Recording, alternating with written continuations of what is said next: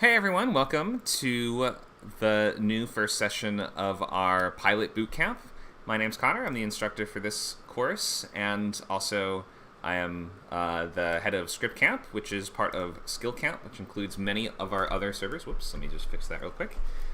We have many other different servers that are oriented towards different topics of learning, so we have lots of free and low-cost classes to help you reach your life goals. My life goal right now is getting better green screen setup. Let me take you to our first slides here. So we are in a stage style channel at the moment, meaning that you do have to raise your hand if you want to be heard speaking aloud. You can do that by clicking that hand icon at the bottom of the screen, at which point I can bring you up onto the stage. Once I invite you to the stage, you will have to click the accept invitation button, which looks like this green bar at the top of the screen. What else? Skill Camp includes many of these other servers here. You can feel free to just join any of these at any time. Script Camp and Word Camp are our biggest ones. With Script Camp being the biggest, we're dedicated to helping you go from idea to finished draft of scripts, so features and TV shows. Word Camp is for novel writing, and we have a novel boot camp that runs every Saturday from 12 to 2. And then, what else? We have the other servers that you can see here, and more being added. The most recent one was Game Camp, which is oriented towards game design. Lingo Camp for language learning classes, which we've been having on Wednesdays. Toon Camp for animation workshops and classes. Film Camp for filmmaking. Code Camp for coding. And with more rolling out soon. So check back, and you'll be able to see all these different classes in their respective servers. Although usually on Script Camp we will announce most of them, so you'll see them in the events tab, just because this is kind of like our main server at the moment, because it's the first and biggest one. We have a question from Dr. Evil Genius on Twitch. Hi, Dr. Evil. Will this be useful for comic writing? To some extent, I would say yes. There are very specific differences and rules that pertain to comic writing, and like the structure and page counts of the scripts and things like that are going to be pretty different. So some fundamentals definitely will apply, but I would start reading comic scripts if you're not sure what they look like, or you really want to get into that aspect of this specifically. Then I would look towards resources that are more oriented that way, personally. Okay, so my name's Connor. I have been repped since 2017 as a screenwriter in Hollywood. That's when I got signed for the first time off my script, Peter and the Wolves, which was Launchpad Top 10, Nicholl quarterfinals. Since then, I've placed in Nicholl semifinals, have had a few scripts set up at production companies in town, and recently advanced to second round of Sundance Labs. I teach the boot camps in weekly Writers Lab, and also the novel boot camp.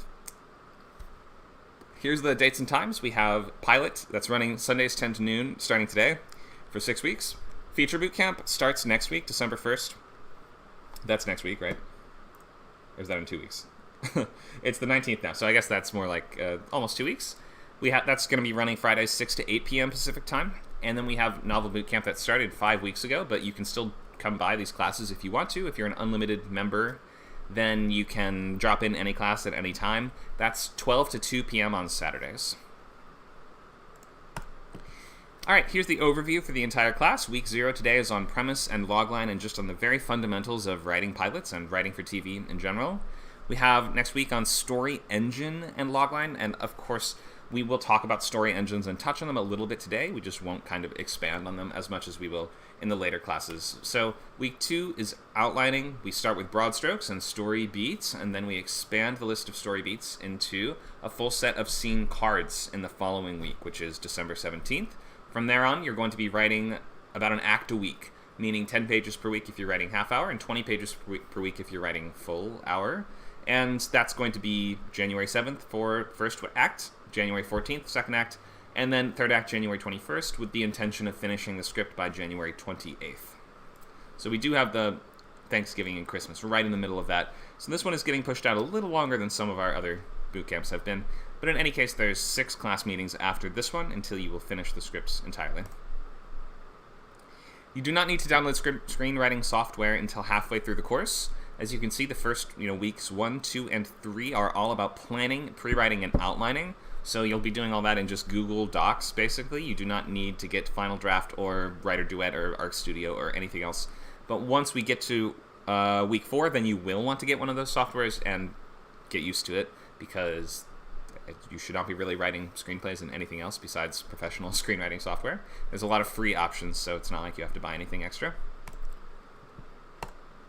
Okay, so maybe let's just start with a quick discussion. Anyone can feel free to raise a hand.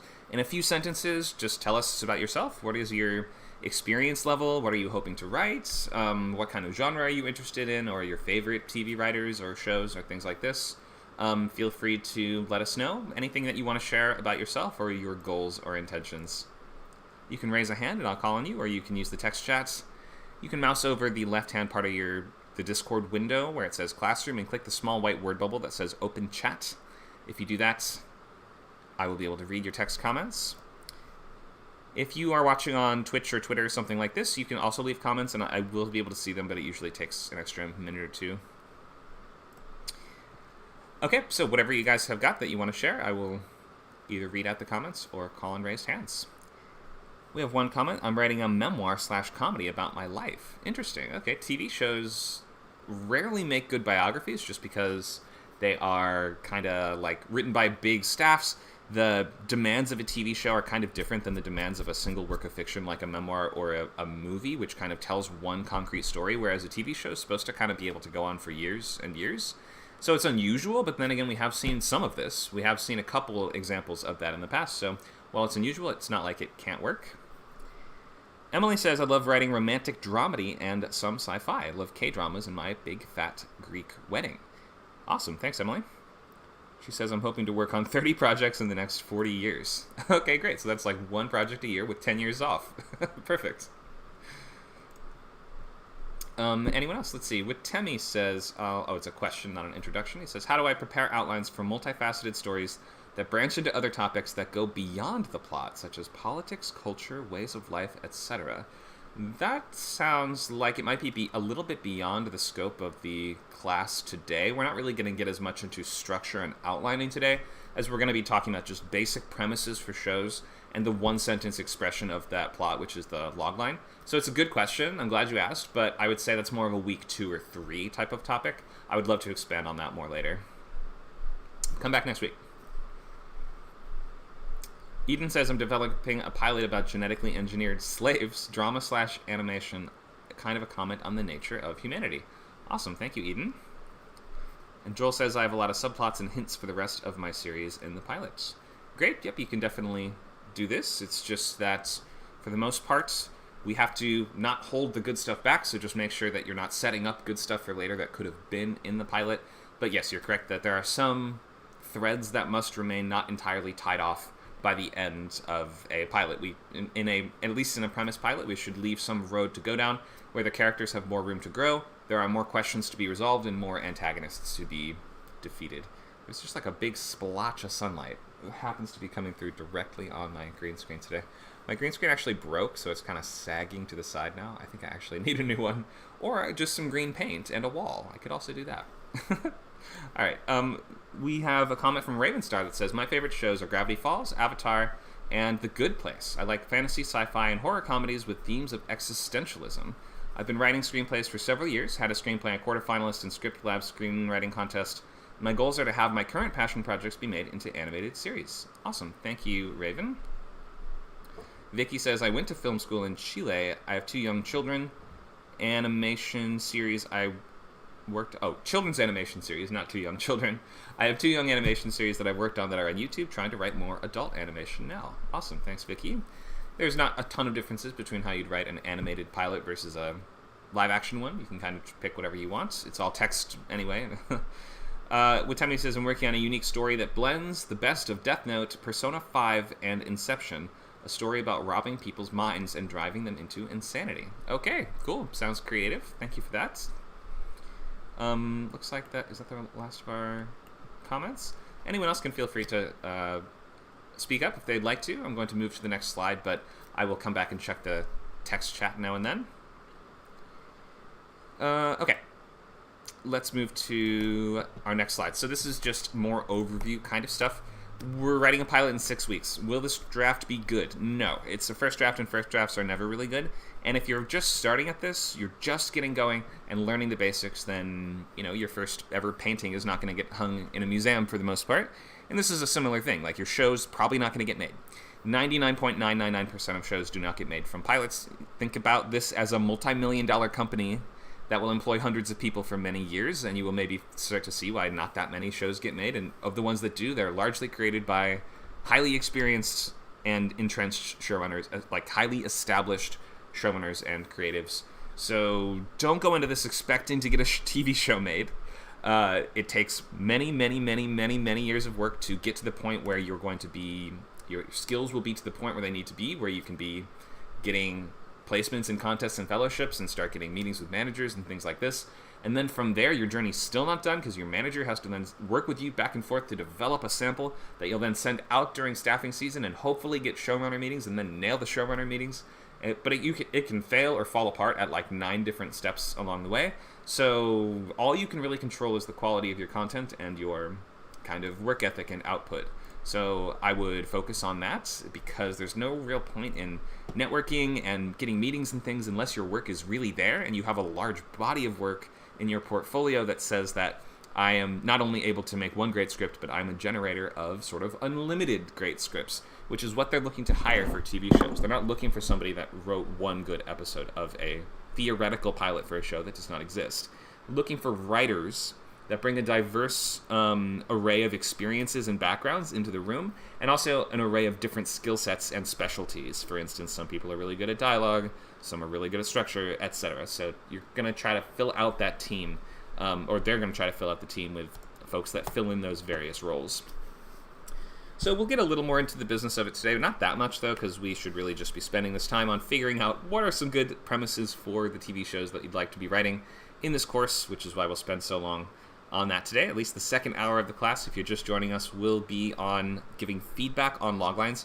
We have 20 people in the room, so we may not be able to get to every single one, especially if I have a lot of questions and clarifications for them.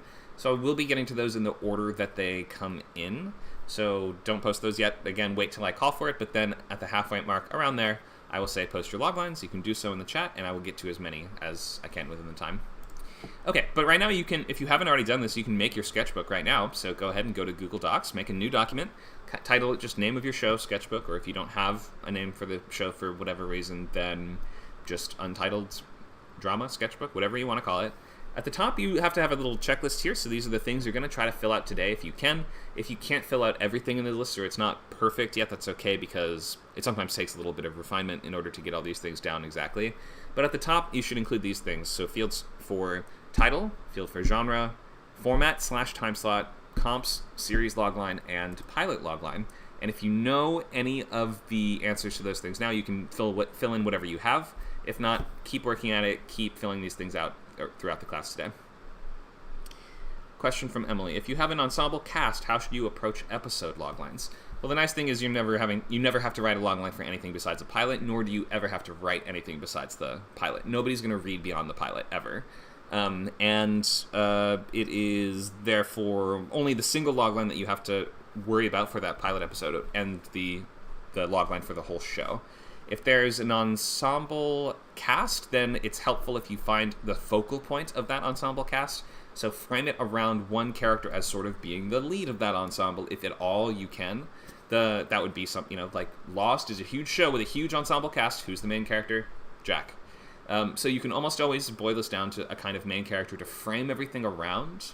But for a series logline, you might want to express it a little bit. If it really is a true ensemble show like This Is Us or something like that, then you might want to say, kind of link everything together a little bit more around the things that they share or have in common. Like, 3 different families all have police officer sons or something like that, and they all are trying to rise through the ranks of the specific, Idaho Police Department or whatever it is, right? So emphasize whatever those people have in common and whatever common goals that they're trying to strive for and achieve. But then in the pilot logline, you still probably have to frame it around one person's journey, even if there are other ones that orbit them. So just something to keep in mind. Ensemble shows really, really, really hard to manage and pull off. If it's your first script, definitely don't write an ensemble show.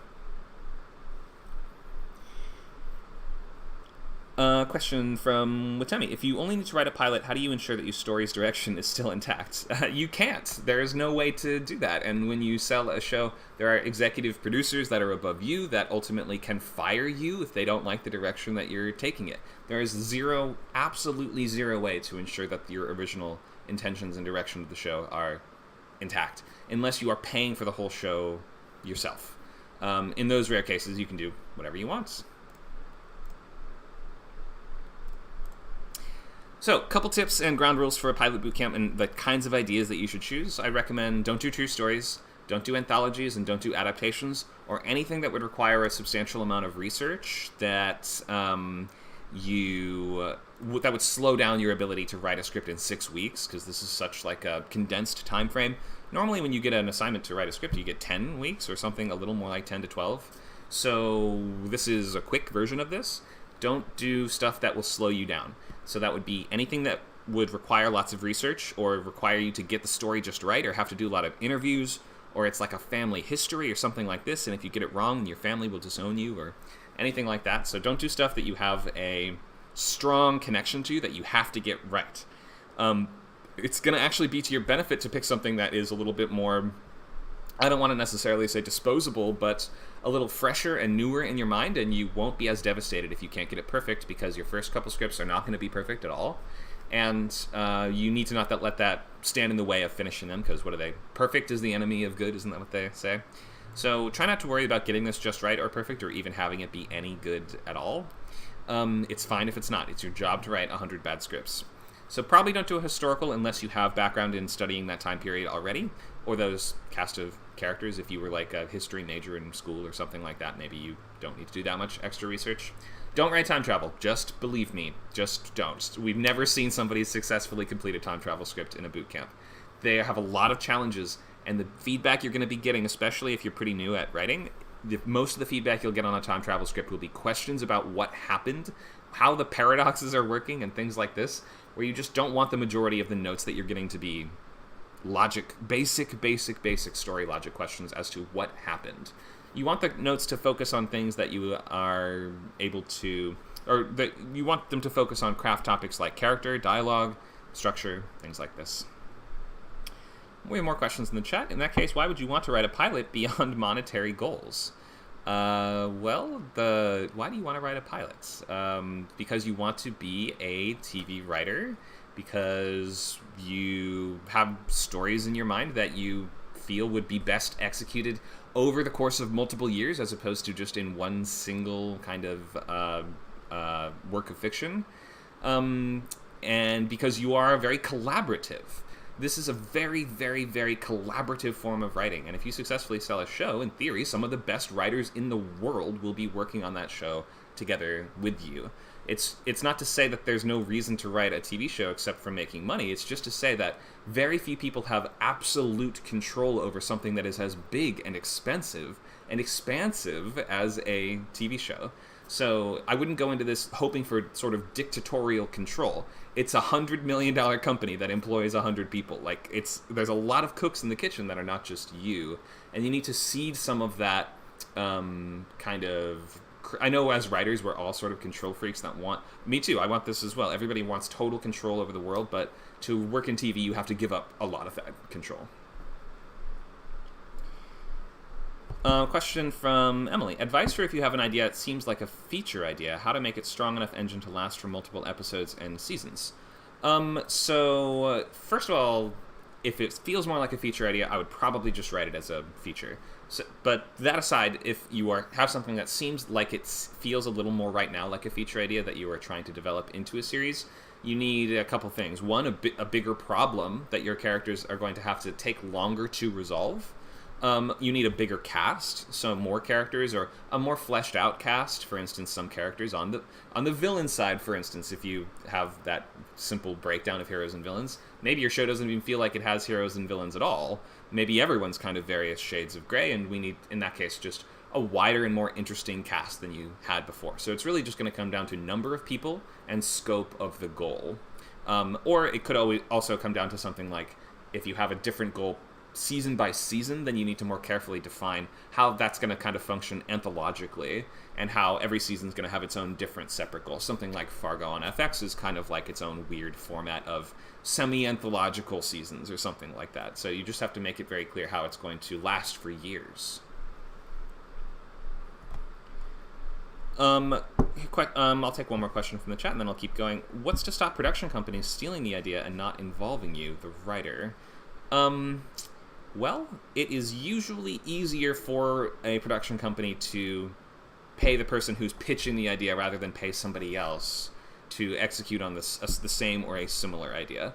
There are various initiatives, for instance, in the guild, like this no writing left behind rule, where in the early stages of pitching, we're not actually, there has been a push in recent years to not actually leave documents with them. We're entirely pitching verbally or over the phone or in Zoom or in person or anything else. And then if they decide they like the idea, we say something like, well, if you want to do the rest, then you can option the show, or you can option the pilot, and then I will do more writing for you. So that's like one little tactic. But if ultimately you pitch a show about, I don't know, Roman soldiers, and then they're like, well, what, I didn't like that specific idea, but we'd love to do a show about Roman soldiers, there's nothing that will stop anyone from doing that. You don't own the idea of Roman soldiers, or even a drama about Roman soldiers. So I wouldn't worry that much about this. I would mostly focus on getting your craft where it needs to be. This is sort of like saying, well, what if I'm a multi-million, like, what if I'm a huge baseball player and multiple teams want to recruit me to their team? What do I do then? How do I pick? It's a later down the line problem. You need to worry first about becoming the writer that would have multiple, that would have companies that want to steal your ideas. It's quite difficult to come up with good ideas for TV shows or movies. In the sense that, well, I guess I would say on one hand, ideas are cheap, right? Ideas are kind of a dime a dozen. It's specific execution of those ideas where the real skill and the real value is. Anyone can write a show about Roman soldiers, but only one person can write your vision for a show about Roman soldiers. Yeah, Emily says you can't copyright an idea. Exactly. You can't really copyright a broad idea, only the specific execution of that idea. So if you don't have a great idea yet, maybe just think of doing something weird and different, something that will keep you excited and motivated and interested. Think of some genre mashup that you've never seen before that would just be fun and would provide an interesting challenge for you to try to write. It doesn't have to be a masterpiece, and it doesn't have to be something deeply personal to you. It should be something that will just keep you motivated and interested and excited to write for 6 weeks. And then once it's done, you can go back and edit it later if you want to, but if you don't have to. And often you will learn a little more from just writing the next script, if this is your first script. If this is your 5th or 6th script, probably it's time for you to learn to rewrite. But until you get to 5 or 6 scripts, I would mostly focus on writing as great of a first draft as you can, finish it, and write the end, and make sure that it's complete, that it has no placeholders in it or scenes missing or anything like that, and then just write the next one. And then once you do a couple, you can look back at the early ones and start sort of revising, but until you get the work done and sort of teach yourself how you write, it's going to be a lot harder to write a whole portfolio of scripts. So, if you are bringing a rewrite to the class, this is not really oriented exactly for rewrites, and notes are not included in these courses, so I'm not going to read every script, give you notes, and then have everybody act on those notes and edit and stuff like that. We have done rewrite courses in the past before that are focused on that, so you can find recordings of those if you want to know some strategies for rewriting. But in any case, you do have to get the notes yourself on your own if you are bringing a rewrite here. So I do see more questions piling up in the chat. We want to maybe just touch on the very basics of TV writing before I answer a few more, but feel free, of course, to keep asking these, and I would be glad to keep taking them. We even, oh no, there's no more comments from the other streams. But again, if you're watching on anything else, like Twitch, Twitter, or Facebook, you can leave comments. I will be able to see them a few minutes later. Or you can come join us on Discord. We are Script Camp. You can come find us at scriptcamp.net. And scroll down, you can find a subscription for unlimited membership if you're interested in taking classes beyond the free intros like this one. You can sign up for as low as $19 a month if you're buying yearly. If you're getting monthly, it's just $29 a month for unlimited classes on all of our different servers with over 100 hours of content every month. Full access to video library recordings of every previous class, exclusive channels and labs and events. So there's plenty of value in subscribing, or you can just stick around for the free events and participate in the community that we have here either way, we are glad to have you along. Okay, so what else? TV basics. Let's just touch on the very essentials here. So in the US, TV is written by staffs for the most part. There are some exceptions to that, but it's mostly written by staffs, which consists of a hierarchy of staff writers at the lowest end, and then a hierarchy of writing producers above them. In TV, producers are writers. So all the producer credits you see on TV shows are writers of that show. And then above all of them is the showrunner, who's the person really in charge of everything. That's kind of like the boss of the show. And they're the head of both writing and production. It takes like a long time to become a showrunner for the most part. The number of staff writers can be anywhere from just a few on sort of more singular voice shows, all the way up to maybe 15 or more on big cartoons, comedies, late night, or things like that. Comedy rooms are bigger than drama rooms for the most part. Let's go through some basic terms. Spec, S-P-E-C, stands for speculative, and it's a term that actually refers to several different separate ideas in TV writing. And so let's go through the essentials of specs. In features, a spec is a script that you've written on your own that has been commissioned by nobody, that is for the express purpose of either getting you work, getting you meetings, acting as a writing sample, or even acting as something that you're querying to production companies to try to get that thing made, or maybe just to try to get signed. In TV, a spec is also similar to that. A spec pilot is usually just called a pilot, and it's an original first episode of a theoretical TV show that does not exist, and probably will never exist, so don't go into this thinking, I'm going to get my show made. And a spec episode, as they say, or sometimes we will call this... there's actually a couple other terms for this. I can't recall right now. But a spec episode is like a sort of fan fiction type episode of an existing show that is on TV right now, and that is within its first couple seasons usually, and is critically well liked, is kind of like how you pick which one you're going to do. Most fellowships and contests that you'll be entering with these, which is, by the way, one of the only uses for these nowadays. Most showrunners don't like to read spec episodes anymore. They prefer to read original pilots, but there are some contests and fellowships like the Nickelodeon Writing Fellowship where you can write an episode of SpongeBob or whatever, and then include that as part of your entry. These are rarely needed, so don't really focus on these, but for entering certain types of events as a TV writer, it's good to have maybe one or two of these in your back pocket. Okay, so that's the weird distinction between the word spec. So most of the time when we're talking about pilots, they are not part of an existing show or universe. There's no fan fiction, and you're not using anyone's copyrighted material. So if you're like, I have a great idea for a Spider-Man TV show, you can write it as a writing sample if you really, really, really, really want to, but usually you can't include those in a portfolio. People are going to be less willing to read fanfiction type stuff, so you should be writing original material. That is the most useful, objectively most useful thing for a TV writer's portfolio. So how do you get staffed on a show? Well, you need to have an incredible portfolio, which takes many years to do that. So do that first. So get really, really, really, really good at writing pilots, as well as other stuff, because sometimes other stuff can also get you attention, get you noticed by managers or agents that are looking for TV writers. So plays are a big one, especially if you're starring in those plays that you're like a writer, director, actor, hyphenate, kind of multi-hyphenate as they call them. Also, stand-up is another really big one for comedy staffing, and shows like SNL. They are going to stand-up shows in New York and looking for the best talent to recruit for late night. So you need to have a breadth of different types of work, web series, books, features, or anything else just within your kind of portfolio in order to show what you can do and to demonstrate your level of craft. There's no real point in getting these meetings unless you are excellent at what you do, and it takes a long time and a lot of work to become excellent at this. You could also go through the assistant track where you have to be in LA for this, but you can spend, again, many years working up the hierarchy of starting as a office PA, moving to writer's PA, moving up to writer's assistant, and then perhaps moving up to showrunner's assistant after that. And then at that point, they might read your episodes, they might start to mentor you over time, and eventually offer to read your scripts. And if they do read your scripts and then really like them, then they might consider staffing you on that show for the following season. Unless your show gets canceled, which can happen sometimes, or any number of things can go wrong. Part of the reason it takes so many years is because it can fall apart at like 100 different points. So all you can control is the work that you put into it and the quality of, like the amount of work that you put in and the quality of your portfolio. Those are within your control. So you have to just be the most employable, most easy to work with person you can possibly be.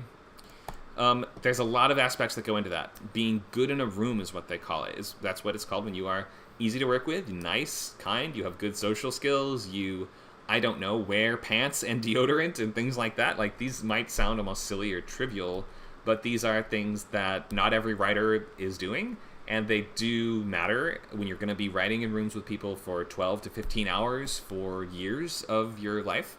They want to know that it's going to be okay to be around you for that amount of time, that you're not annoying or you don't say weird racist stuff or like any of these things. Like, you have to actually have an easy to work with personality. The personality is so huge. The social aspect of this is massive when it comes to TV writing, eventually down the line. Right now, just focus on writing good scripts, because that is much more craft based, right? There is a certain kind of craft, I guess you could say, to being good in a room and to being personable and social and good at doing things like assessing problems and ideas without shooting them down or tearing them apart in a mean, unnecessary way.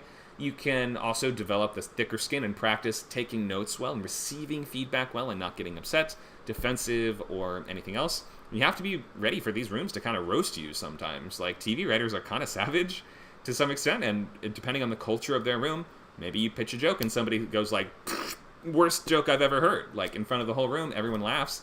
Like, that might be possible, and you can't take it too personally. You have to understand sometimes you're joining a room that has been writing together for years, and you're the newbie there, and you need to kind of learn to acclimate to their culture. Instead of insisting on everyone working more like you work, you have to learn how the dynamic that exists works and try to fit seamlessly into that and, not get fired. Okay, I'll stop and take a couple more questions from the chat. Looks like nobody wants to wear pants, which that is a problem in TV writing. You might want to consider it. But Tommy says, am I discouraged to write more episodes beyond a pilot? Yeah, never do that. There's no point in writing more episodes beyond a pilot ever in your entire life. What else? I pitched my idea to a theater company and already performed a 15-minute show. I don't know if it should be a full theater show, memoir, book, or TV series. Yeah, well, it's up to you. It could be multiple of those things, or you could start it out. Sometimes people start out on stage and then expand the idea into more of like a different medium afterwards. Something like Fleabag by Phoebe Waller-Bridge was a play. Mindy Kaling got her start doing plays and one-woman shows in LA.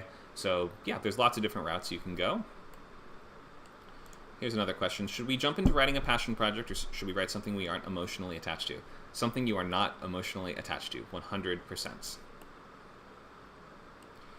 I think that's the questions for now. TikTok following does not make much of a difference, right? Well, it doesn't hurt. I mean, it's not going to get you staffed or be an advantage in a meeting, but if you have like hundreds of thousands of views on like narrative content of some kind, then that could potentially reflect well during staffing and be a plus. Yeah, for sure.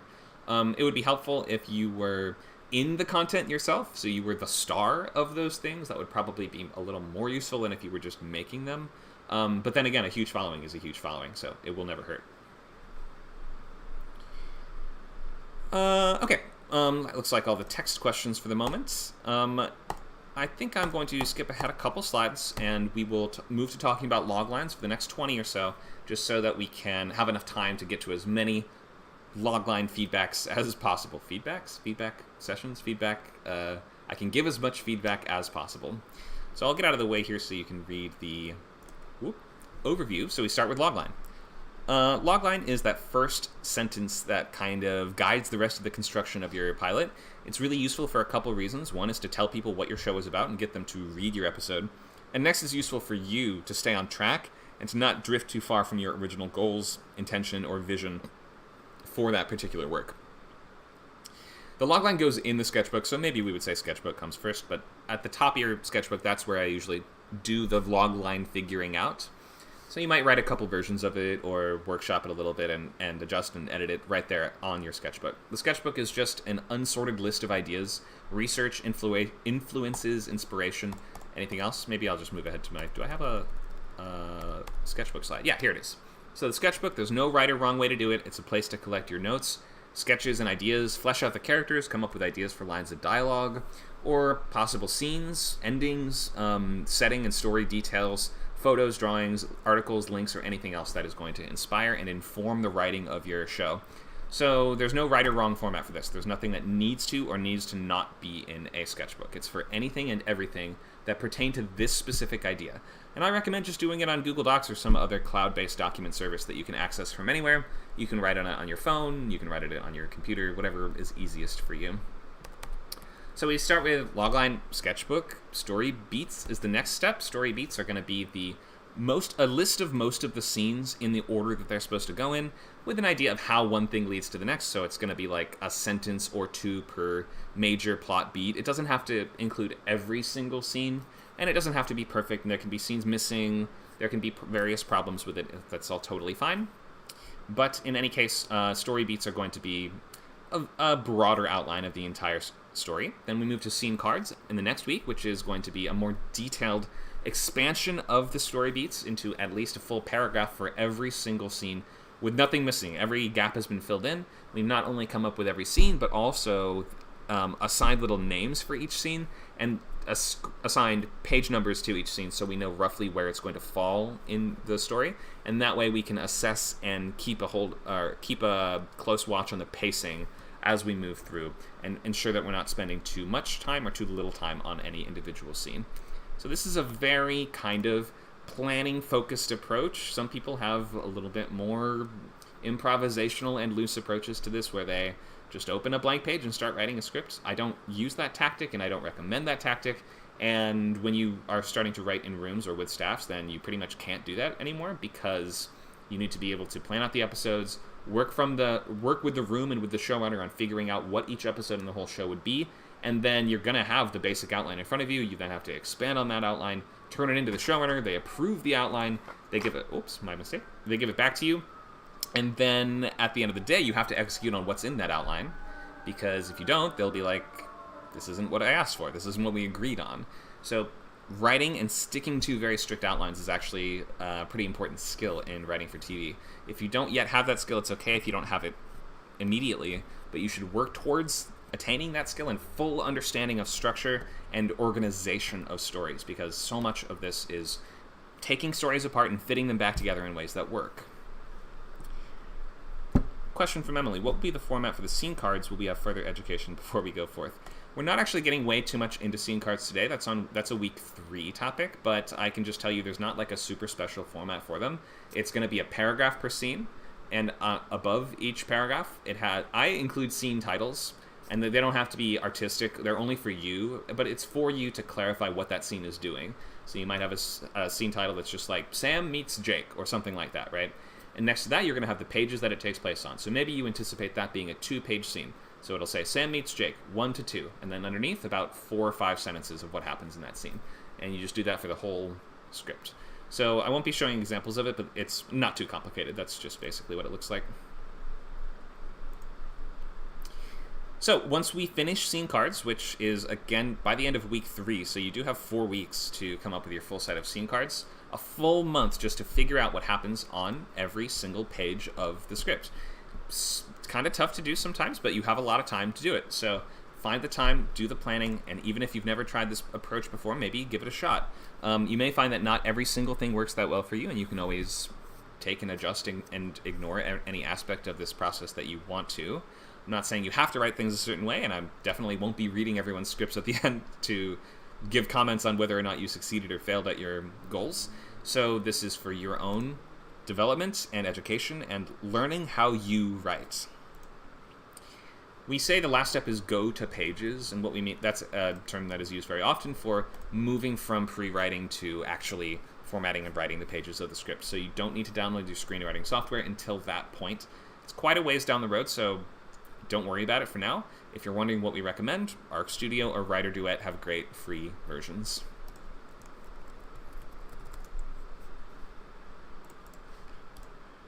Okay, we have, what do we have, 15 minutes, so I hope everyone's writing down or working on your little sketchbook. Why did I say little? Working on your little sketchbooks. Working on your sketchbooks, and starting to add things, and I would almost always recommend just having the sketchbook open during the class.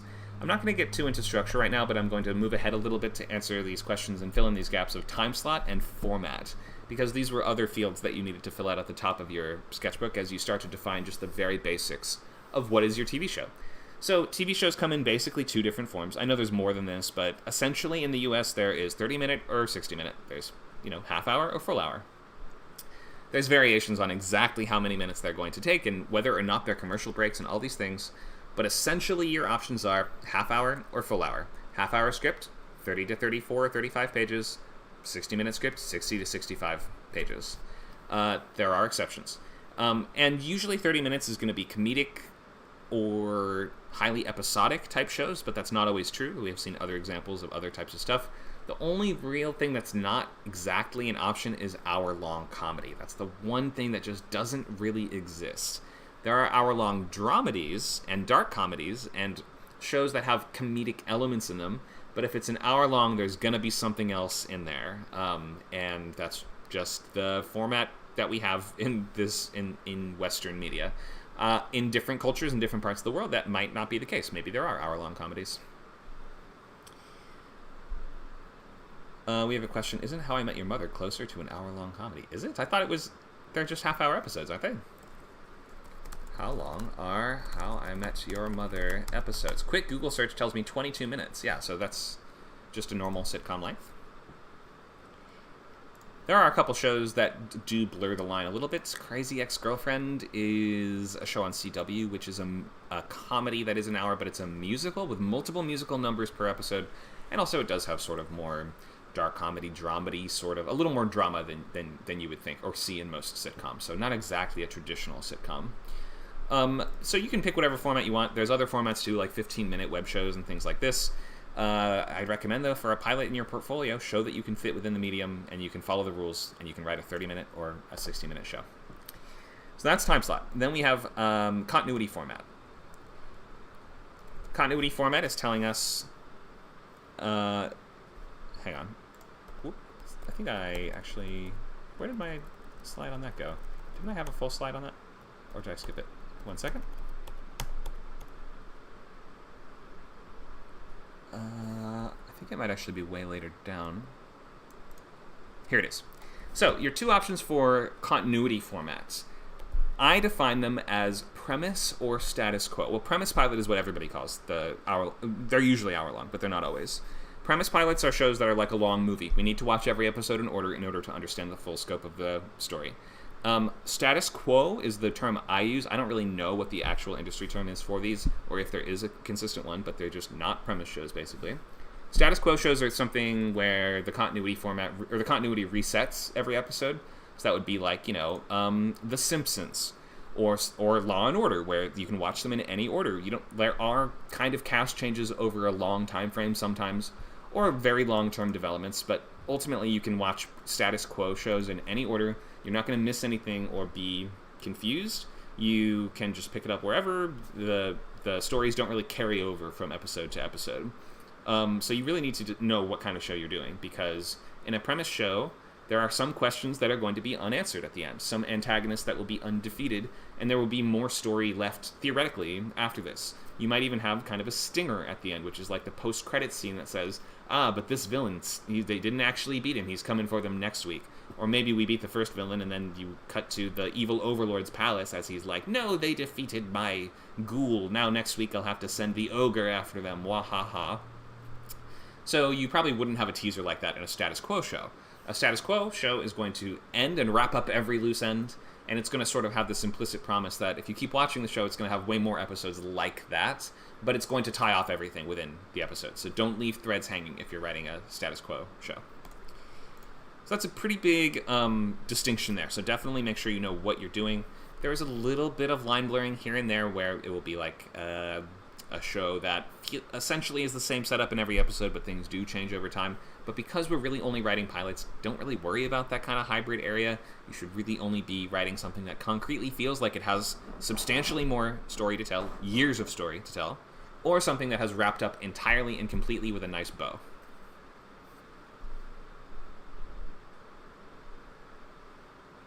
Okay, so let me bring up this slide here, which is going to just lay out some of those essentials. I'll take questions on that if anyone wants to know more about premise versus status quo.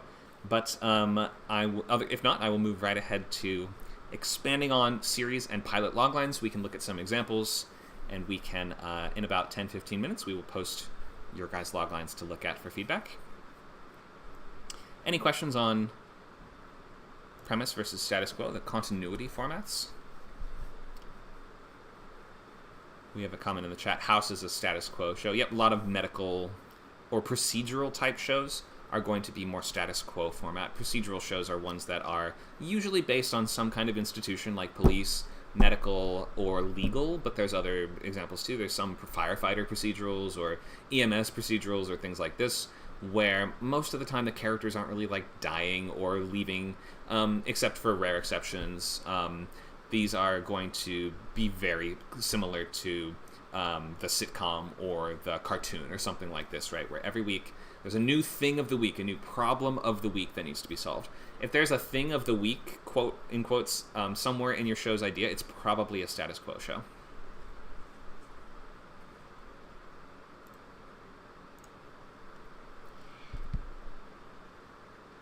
Okay, question. Are we outlining our idea for the entire theoretical show or only for the pilot? You're doing both. That's the tricky part. The status, or so there's two separate log lines, which we're about to get into.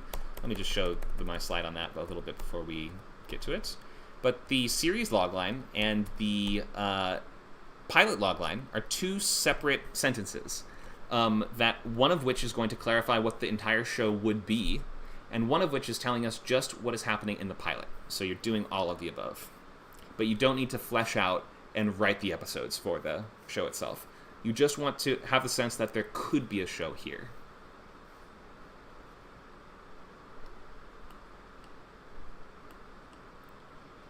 We have another comment. Lucifer was another status quo show. I haven't seen that one, but yeah, I think that's sort of like a, that was a like fantasy comedy kind of thing with a main character that was like being mentored by the devil or something like that, or he is the devil. Okay, so let me go into the difference between the types of loglines that we're doing, and we'll look at some examples of the different loglines, and soon we will be sharing them.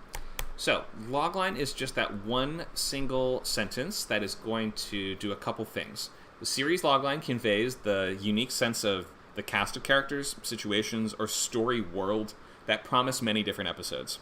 And the series logline should ultimately go on to clarify what your story engine is. The story engine is something we will get more into next week, but essentially it is a combination of elements that promises many stories and interesting conflicts and plot arcs within this world. The engine isn't easily defined as just one thing. It's a combination of all of the different parts of your show working together to make it feel like it could go on for years. So the series logline is giving the broader sense of what we're doing in the entire show. A lot of the time, if your show centers on one person, you still will frame that protagonist in the series logline. But if you have a bigger ensemble, you may not really need to.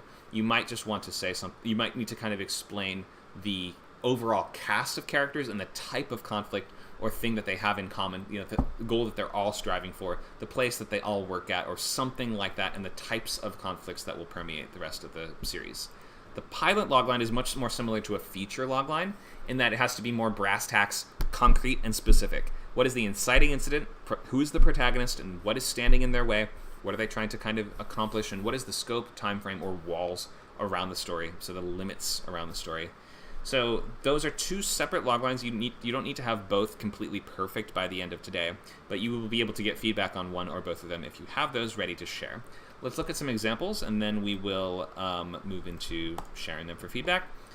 If you are still working on yours, you can always come back next week. Next week's class is also a free week. Our week 0 and week 1 are both free, so you'll be able to take a little time if you feel you need to develop it a bit more before next week. So a film is supposed to embrace the core concept and deliver on it and execute on it as much as possible through the course of its 2-hour runtime, where a series kind of builds on the core concept a lot of the times throughout the seasons, for premise shows at least. With a status quo show, often the premise doesn't build at all.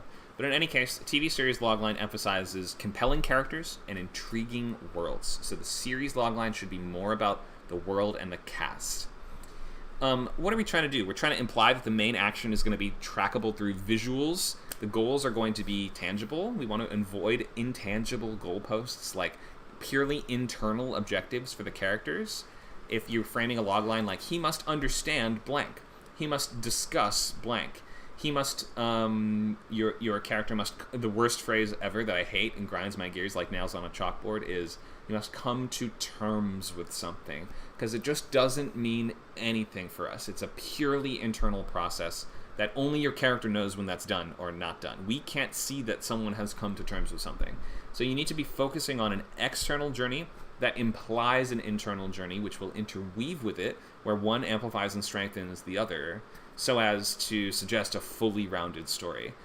So that means mostly focus on the external.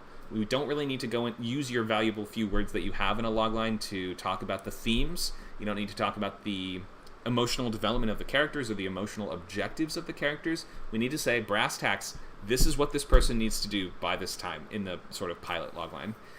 So think about, like, take Lord of the Rings, for example. Pretend that's a TV show. We could say Frodo must become the hero that he's destined to be and accept this great responsibility. That's his goal, right? Not really. That's his internal goal. His external goal is he needs to go across the world and throw a ring into a volcano. See what I mean?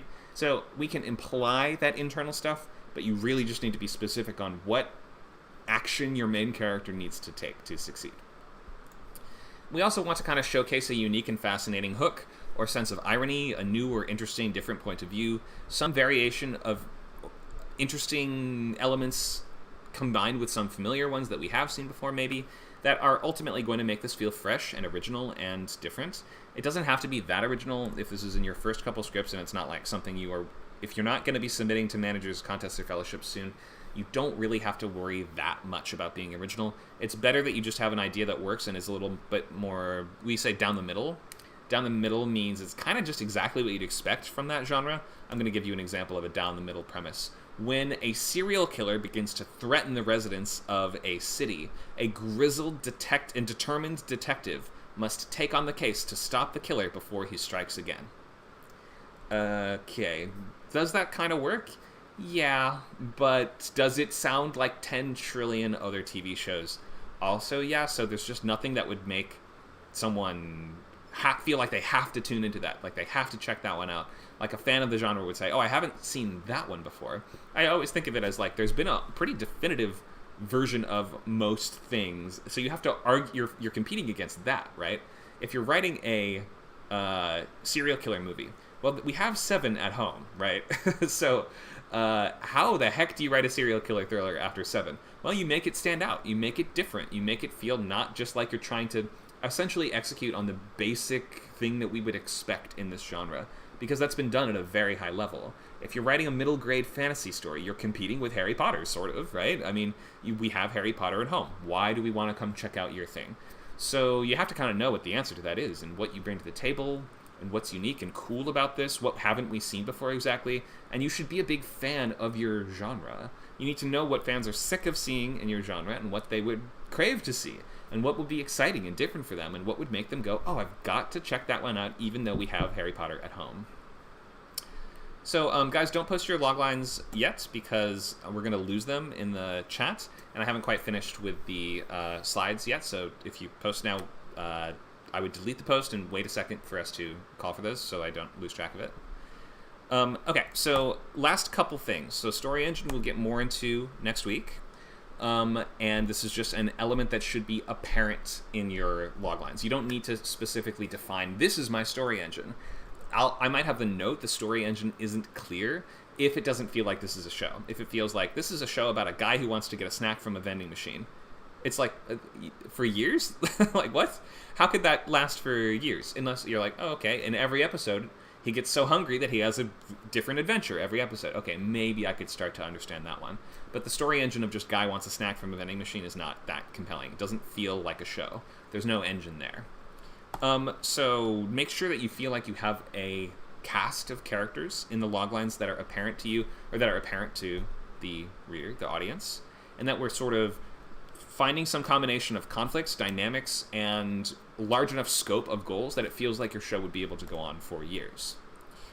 So let's look at some examples of different log lines. I have a slide on genres too, which I will touch on if it feels like we need to, but at this point we just need to move ahead. So we'll look at, we also have comps, which I will very quickly touch on. Let's look at some example log lines first, though, just so you guys can start to figure out some early version of yours if you haven't yet done so. Okay, so the examples we have up here, we have Ozark, Blackish, and Breaking Bad. These are series log lines. Remember, there's a big difference between the series and the pilot log line. Let's look at what makes the series log line work. Ozark, a fast-talking financial advisor drags his family from Chicago to the Missouri Ozarks, where he must launder $500 million in 5 years to appease a drug boss. Well, that makes sense as a 5-year TV show, not a guy getting a candy bar from a machine, right? That seems like a large goal with a big scope. $500 million in 5 years. It's specific.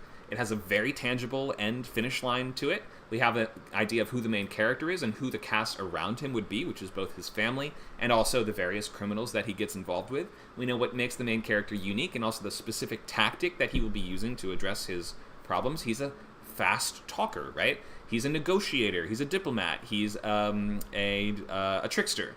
So we know we know what the problem is, we know how your character will solve it, we know who the cast is, we know what the world is like, and we know what the kind of general time frame of the series would be.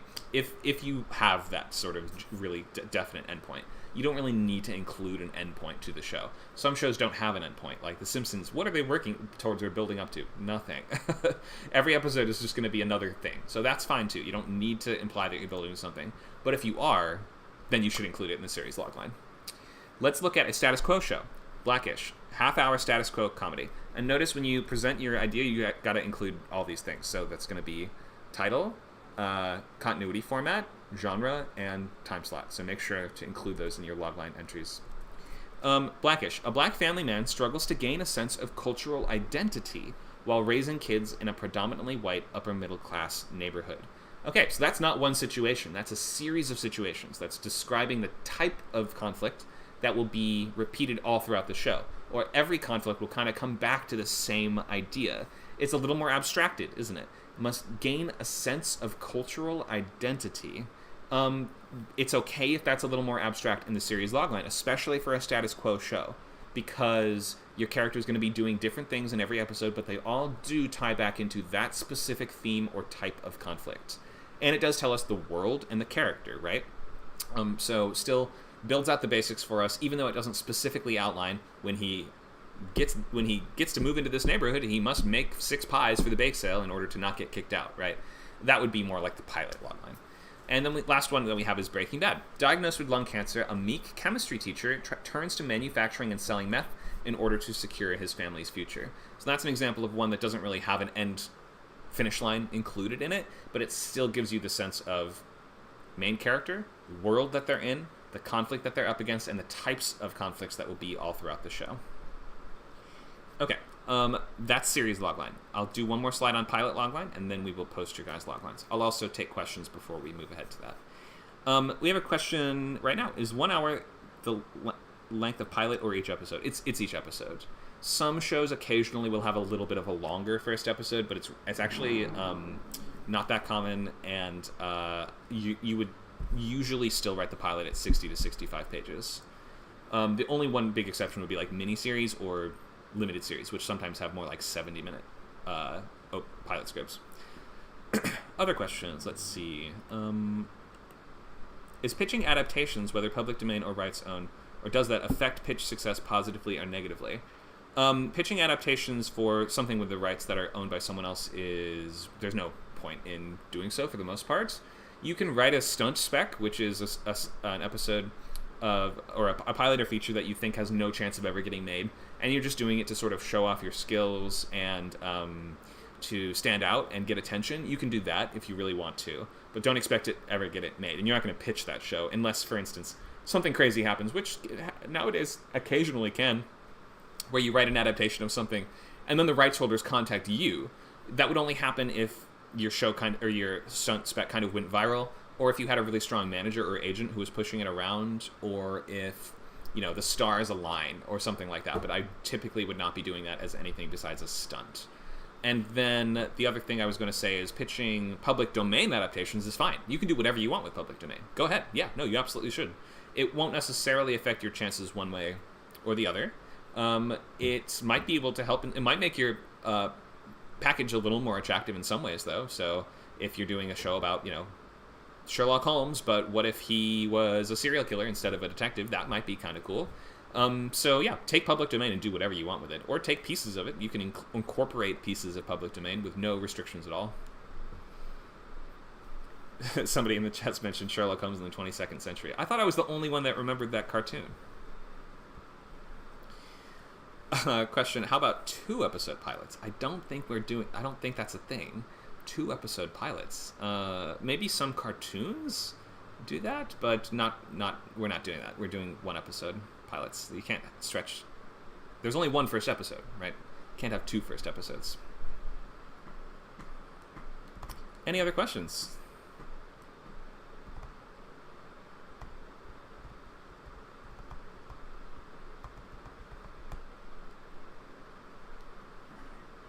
I'm going to move ahead to pilot logline. I'll still read the text chat if you guys post more questions. Don't I have a pilot logline slide? I guess I actually don't in this slideshow. Well, I'll show you the template for it at the very least. Maybe there's no examples of them, mostly because for shows that exist out in the world, they don't really publicize, they don't write internal loglines that they then share with us. This would be something that we would have to kind of construct on our own. Loglines are kind of like internal documents that are used for things like pitching, but you can't exactly go to IMDb and find the official logline for the show. There aren't really official loglines for anything besides our own work. Okay, so pilot logline looks like this. When or after inciting incident, an adjective protagonist must conflict before stakes. It's kind of tricky to get all these things in there, but these are the best questions to answer in the pilot logline. You don't always have to use this exact format, but these are what we're wondering. What starts the story off? Who is the main character in terms of an adjective that describes them in an evocative way that makes it feel like they are the right fit for this story? Must conflict. That's telling us basically what we're doing in the second act, the middle, the meat of the episode, before stakes. That's why they have to do it. Why it matters to them, why it's important that they succeed, and basically what would happen if they didn't act.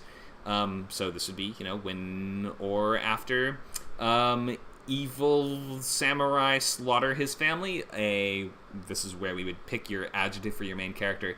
A reclusive bartender must train as a samurai to defeat them before they ravage his home country, before they devastate the countryside, whatever it is, right? So that's a bad example, but hopefully you can see that we need to be a little more specific in pilot loglines in terms of who is the main character, what are they trying to accomplish, why do they need to do that, and what is the motivation and urgency behind that. It should feel urgent and like they need to act.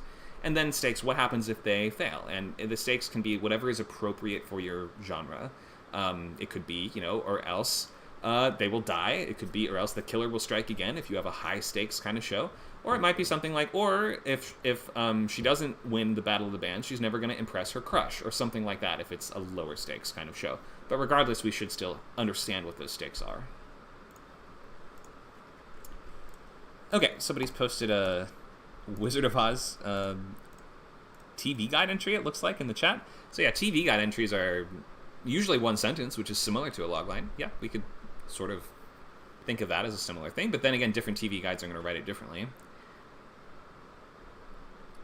All right, so let me take any last questions on loglines, or what we're doing right now, before we share.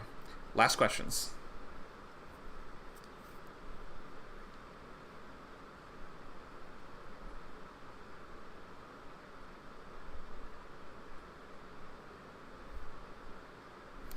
And you can raise a hand to ask out loud if you'd like, or you can just use the text chat. I'll also check the stream comments.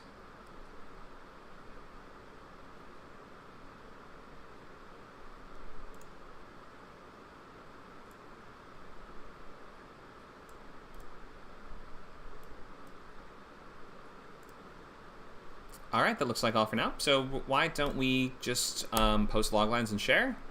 And I will get to as many as I can within the time that we have. So as we're sharing, you should be prepared to raise a hand and speak out loud and answer questions about your story. And this is not me trying to tear it apart and tell you it's a bad idea. This is intending to diagnose what's working and what's not working and improve the idea as much as possible. If it's already perfect, you don't need to bring it to a workshop or to a class, right?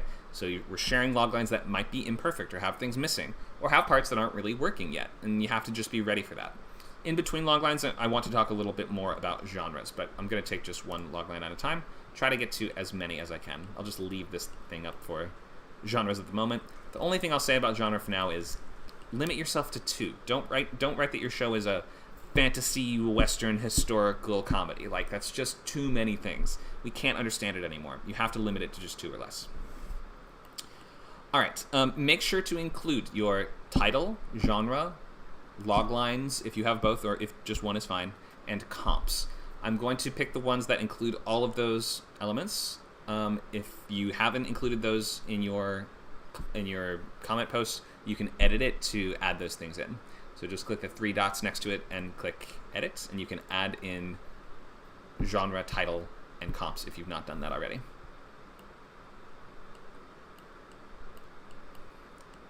Okay, I'm going to, while you guys are posting that, I'm going to bring up our Drive document and post them into that so we can look at them and move the words around.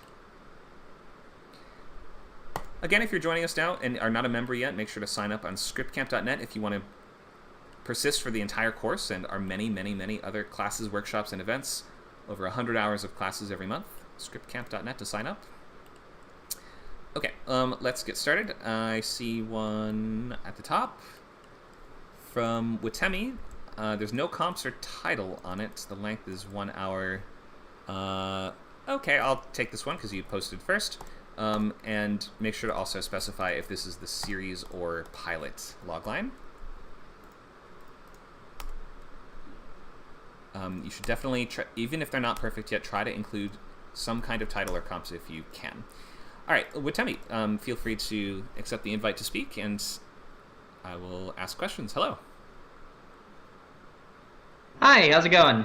Going great. Why don't you read out what you have for us? Wait, so I've had this idea for a while. The logline: in an icy town of Yakutsk, Russia, a mute, indestructible child with a mysterious past captivates a local Russian schoolteacher. She's led to unravel a high-stakes espionage agency involving a secret agent trapped in a malfunctioning childlike cyborg avatar. Whoa. Okay. So sci-fi should definitely be one of your genres here, probably instead of drama. If we're doing cyborgs and stuff like that, then this is very, very sci-fi. Okay, so 1 hour length. I'm assuming this is a premise show. There's no comps. There's way too much going on here for either a series or pilot logline. I like the setting, and that's nice. The icy town of Yakutsk. That's one of the coldest cities in the world. It's a cool place for this to play out. A mute, indestructible child with a mysterious past captivates a local Russian schoolteacher. So if we're in Russia, you don't need to say local Russian. We know where we are. It's a little redundant. She is led to unravel a high-stakes... So you mean the child or the teacher? So the teacher is led down to unravel where this mystery child came from, because she thinks it's a real child. It's not a real child? No, the child is the cyborg, so it's an espionage plot, and the avatar is a childlike cyborg. Oh, there's a plot twist in your logline alone. Then, because you start by telling us it's a child, then by the end of the logline, you're like, wait, no, it's not actually. So did you see how or why there might be too much going on here? We just need one sentence, yes. First of all. So just do one single sentence. And then I think we need to, more important than all these details about the agency and the secret agent trapped in the robot. Oh, that's the same character. Yes. I think you need to simplify this. And so one sentence will help. And then more urgently more important is us to clarify why the character has to do this. Why does the character have to unravel a conspiracy that pertains to this child? What's the motivation? I don't know yet. Okay, you don't need to know any of the answers right now. It's okay to just say, I don't know, or I have to work on that, or anything else. So a couple things. Yeah, motivation / urgency. So most people would not get involved in a life and death stakes mystery unless they had a really good reason, right? So you need to clarify what that reason actually is. And if it's something like, I need this, you're sort of... But I guess the other thing is clarify which one of these is the protagonist, right? And we probably want to start with them. So when a small-town Russian school teacher meets a cyborg child that needs her help, you might want to start there, right?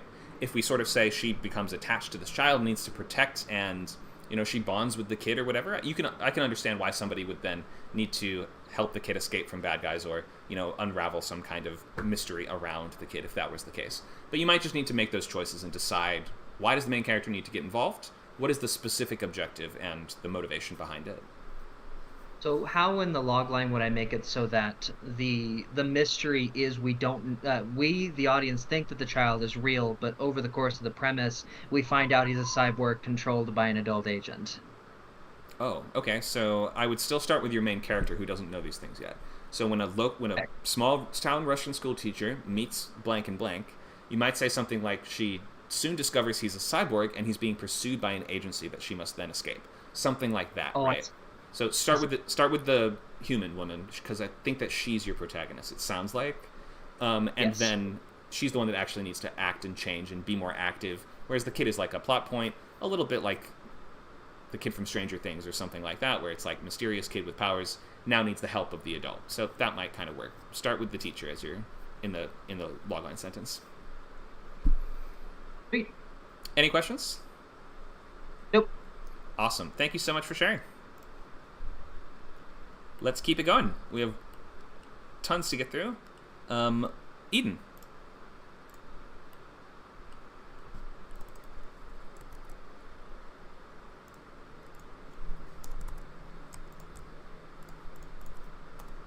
Is she still here? Sorry.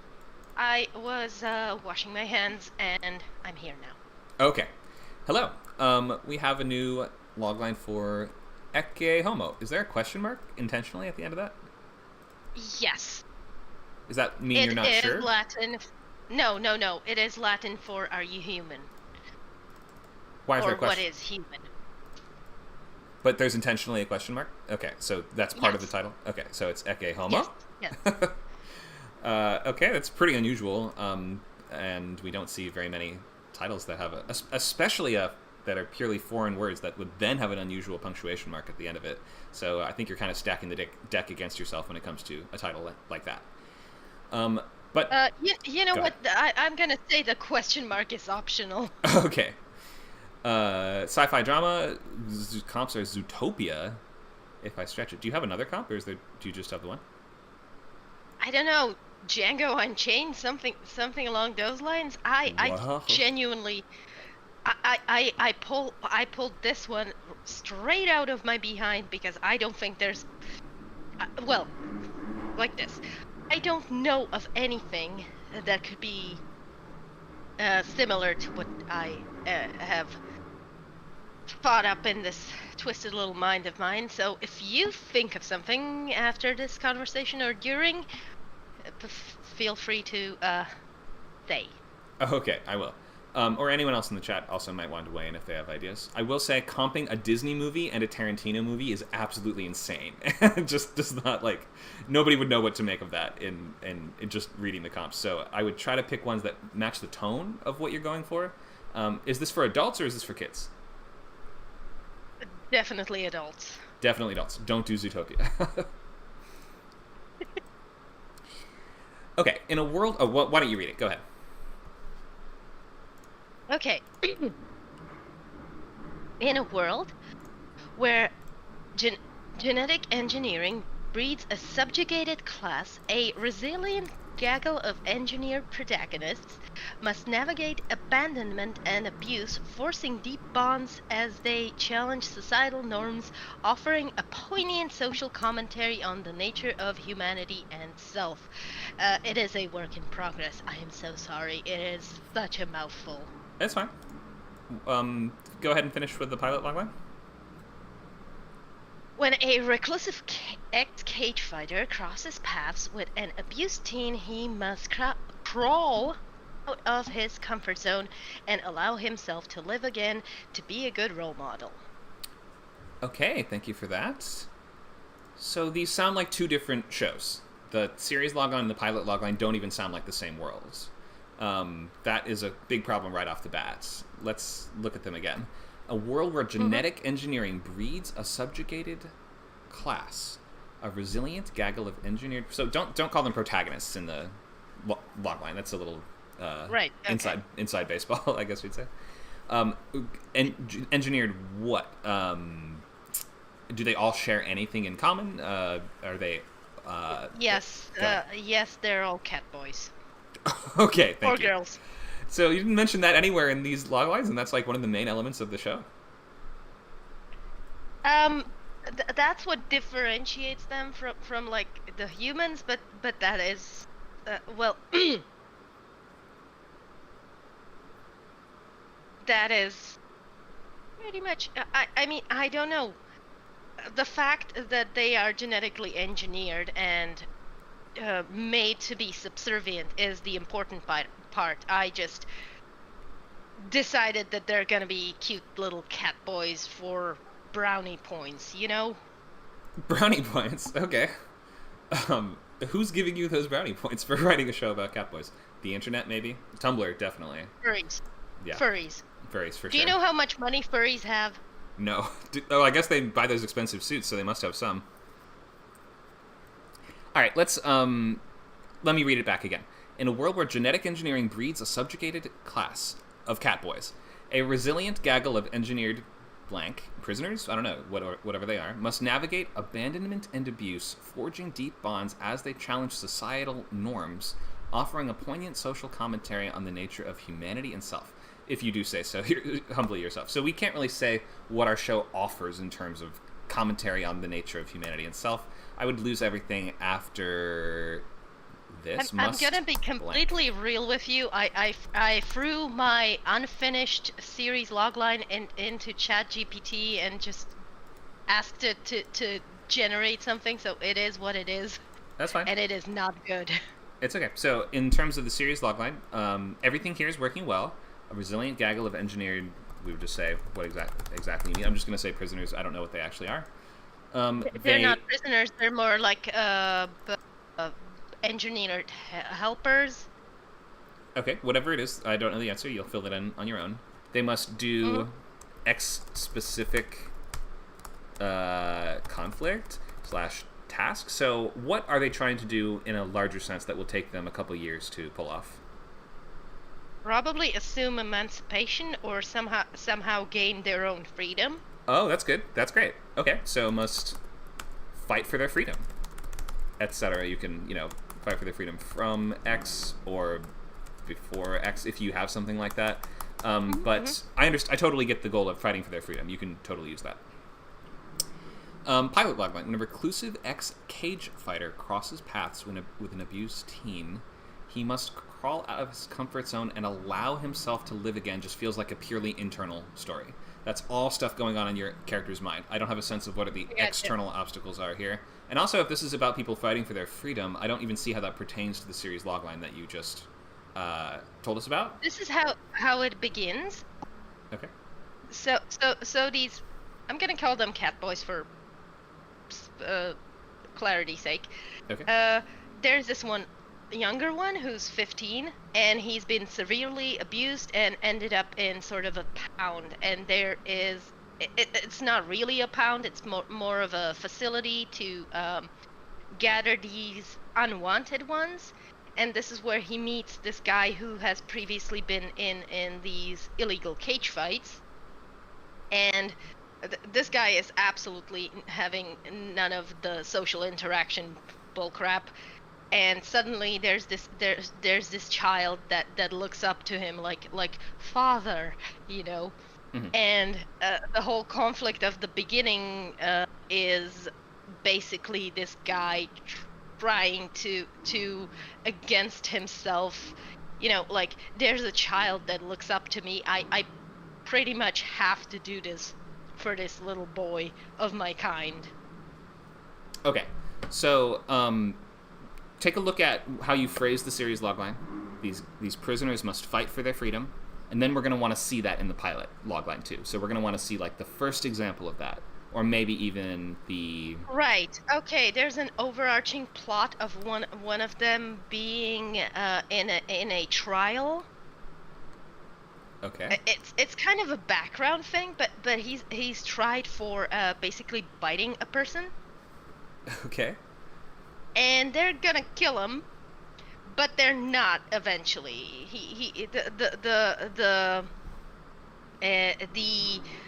midpoint thing is that he's been pardoned and he enters this facility as one of the abandoned ones, and it kind of turns the whole thing on its head, where the boy becomes the mentor to this basically a kid at heart but very large person who has no idea what a fork is, because he's been pretty much used for fighting and only fighting all his life. Okay.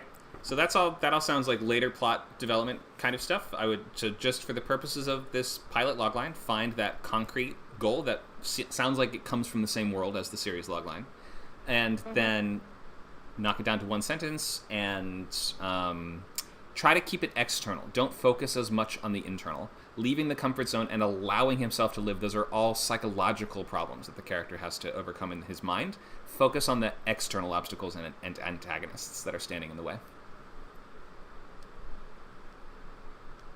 Any questions? I mean, yeah, how do you do external obstacles when all of your characters' conflicts are internal, basically? In the series logline, you say a gaggle of genetically engineered prisoners must fight for their freedom. That doesn't sound internal to me. That can be as external as you need it to be. That sounds like they have... Aren't they enslaved? Yes, basically, they're not even, they're made. So like the concept of freedom has to be explained to them. Right. Okay, but still, there are external things standing in the way of them being free, right? Yes. There are. Because they're basically, they have no rights. It's a slavery allegory, basically. Sure, I understand. Or it's not even an allegory, it just is about slavery, people that are enslaved, right? Okay, yeah. So find that external obstacle and frame the pilot logline around that. Just don't make it feel like it's going to be mostly about a guy sitting around thinking about stuff. Also, there's a couple suggestions in the chat for other comps if you want to look for those. Thank you for suggesting those, guys. Yeah. Thank you for having me. All right, thanks a lot. All right, let's move to our next one. Vicky.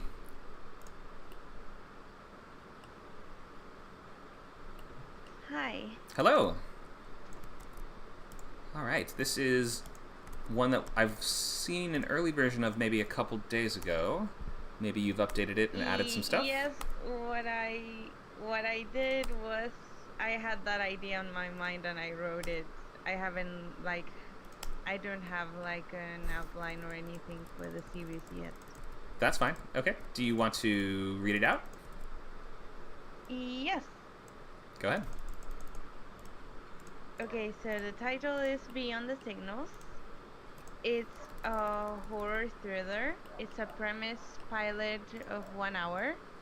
My comps are Mandela Catalog 7 and Channel 0. The series logline is: when a series of mysterious disappearances reach a bay town in the south of Chile, two young Wicca twins will join forces with an investigator sent by the US to discover what's behind them before the entire town is gone. And the pilot logline is: when the best friend of two Wicca twins in the south of Chile goes missing, they will have to join forces.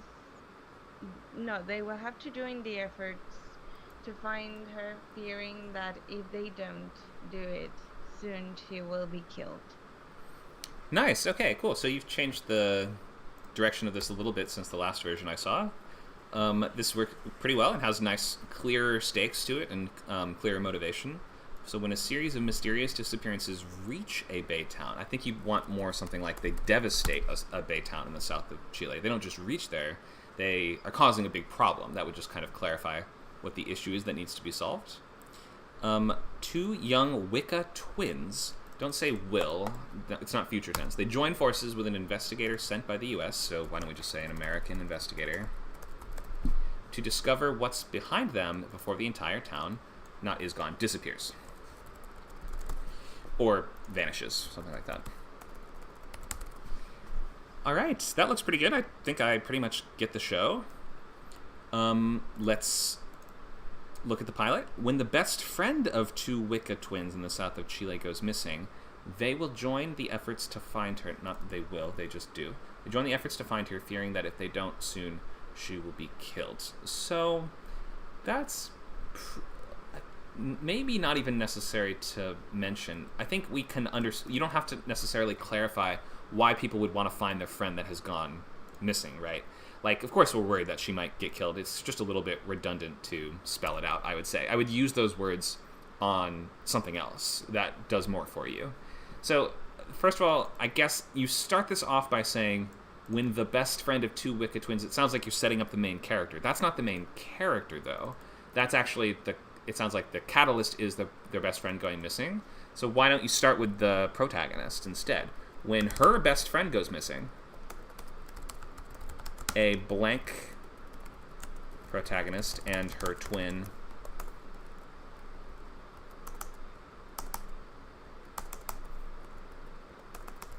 join the efforts to find her, and then expand a little bit more. You have a few words left to, like, do they meet the investigator in the pilot? At the end of the pilot, so I didn't want it to add him because he doesn't like appear that much. Wrong idea. You're basically saying that character is not going to be in the show then. You wouldn't present the series logline as featuring a character and then have that character not show up in the pilot. That's just something that, it's a huge mistake. You don't want to only introduce that character at the end of the pilot. You're just never going to get to write more episodes, remember? So you have to not hold all the best stuff back. And if that's part of the very core premise of the show, it has to show up in the pilot. You need that investigator much more. So maybe take that into consideration in how you would rephrase the pilot logline, and then therefore you might be able to include that guy in the logline and say maybe what is the first step? What is the first challenge that they have to face together, right? So maybe the first clue, the first lead they have, their first lead is the local head of a meat packing plant. You know what I mean? Be specific about what is the direction that they're going to take together now that they have joined forces. But you framed the show as about this team up, so that team up needs to happen in the pilot.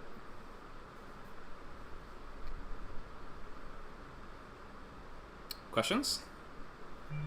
Yeah, so it should be better that I add the investigator in the first episode then? Yes, definitely. Okay. I'm gonna see how I add him. Okay, sounds good. Anything else? No, thank you. Sure. Thanks so much for asking. Or sharing, I should say. Let's move to Charlie.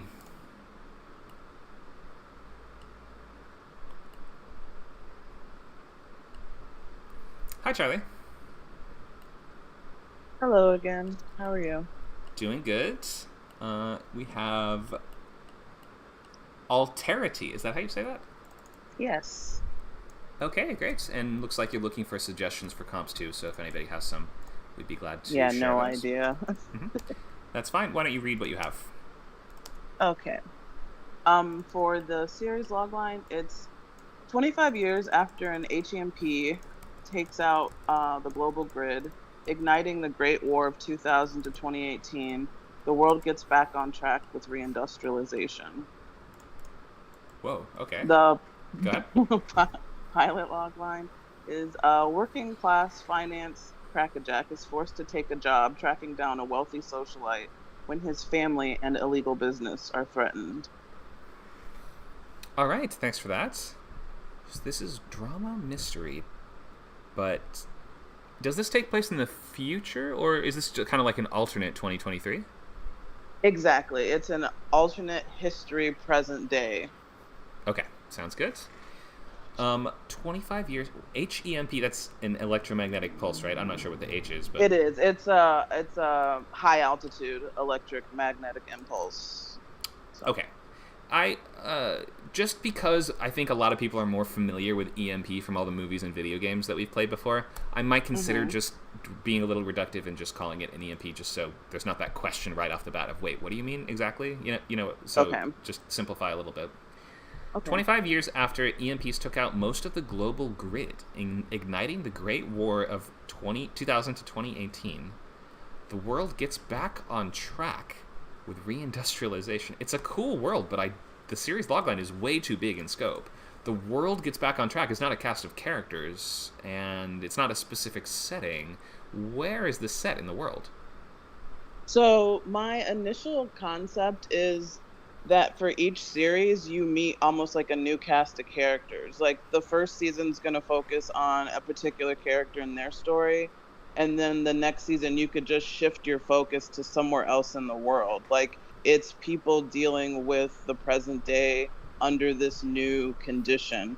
And the first season is specifically in the UK. So I localize each season, but it's a global size series premise, if that makes sense. I see what you mean, but it's not serving you to describe the entire series in the series logline. It sounds more like you need to describe the first season in the series logline. This is like an anthological limited series in that case, and we just need to know what is the first season going to be about.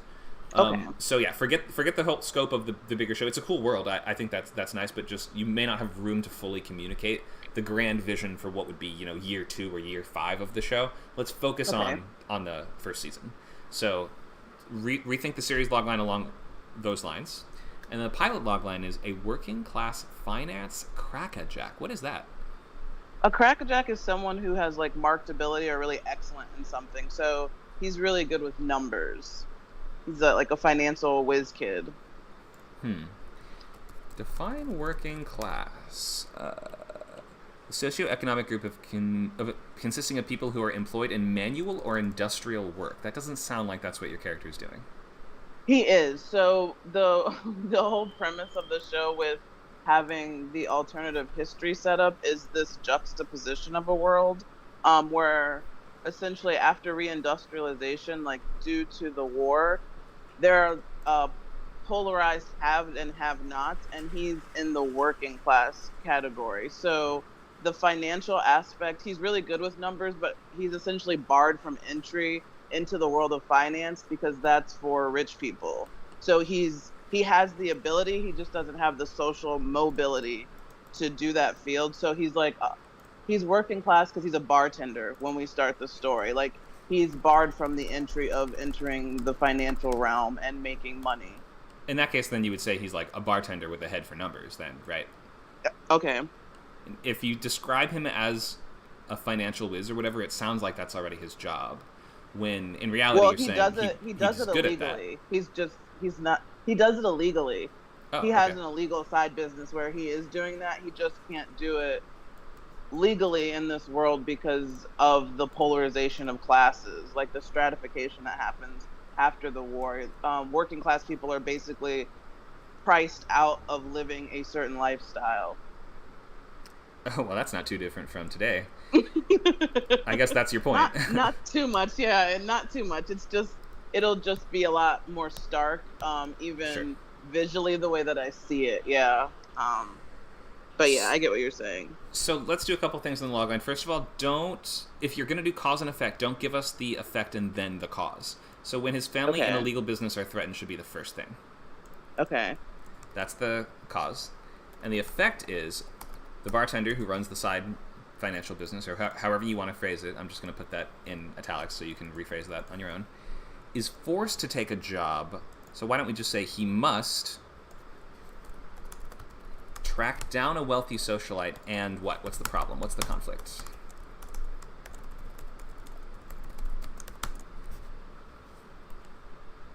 What's so hard about tracking down the socialite?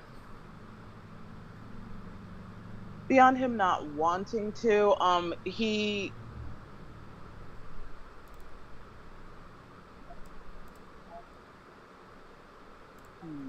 It's okay if you're not sure. Yeah, I'm not right off the bat set up That's- this way. Yeah, it's totally fine. We're in the logline phase. You don't need to have all the answers, and we have a whole week before we have the week one anyway. So this is just questions for you to answer. The conflict and the problem. So I get what he's doing. Okay. He's tracking someone down. I get essentially why he's doing it. His business and family are in trouble. I guess they're threatened by criminals or corrupt government people or something like that. But then I need a little more specifics on actually what the issue is in this episode. So Okay. I get tracking people down can be hard, but what's the obstacle? What's standing in the way? Okay. So try answering those questions and rethink the series logline to describe the first whole season, and you should be all set. Perfect. All right. Awesome. Thank you. No problem. And last thing is that by saying mystery, you're telling us there's a central question at the heart of this, at least of the season. If you can, Yes. I would try to clarify that in the log lines that you have here. Because right now I'm like, where's the mystery? Clarify the Yeah, what's the mystery? clarify the mystery to the show is essentially what happens in the alternative historical timeline. There's an EMP that goes off, and it cascades into a bunch of global exchanges happening that knocks out the grid. And for like the every average day person, they don't really know the whole story. If But that that's- makes sense. Not quite, no. So a mystery is like... That sounds like that's in the backstory of your world. A mystery It would be is. an urgent and pressing question that your characters are trying to figure out the answer to, and when they figure out the answer, the story's over, basically. So I think if there is a central mystery, then you can highlight it in the log lines. If you realize there kind of isn't one, this might be better off as something like drama/sci-fi. Okay. Because mystery just promises a strong central question. Like, who killed this person? You know what I mean? Like, even think of a complex mystery like Watchmen, right?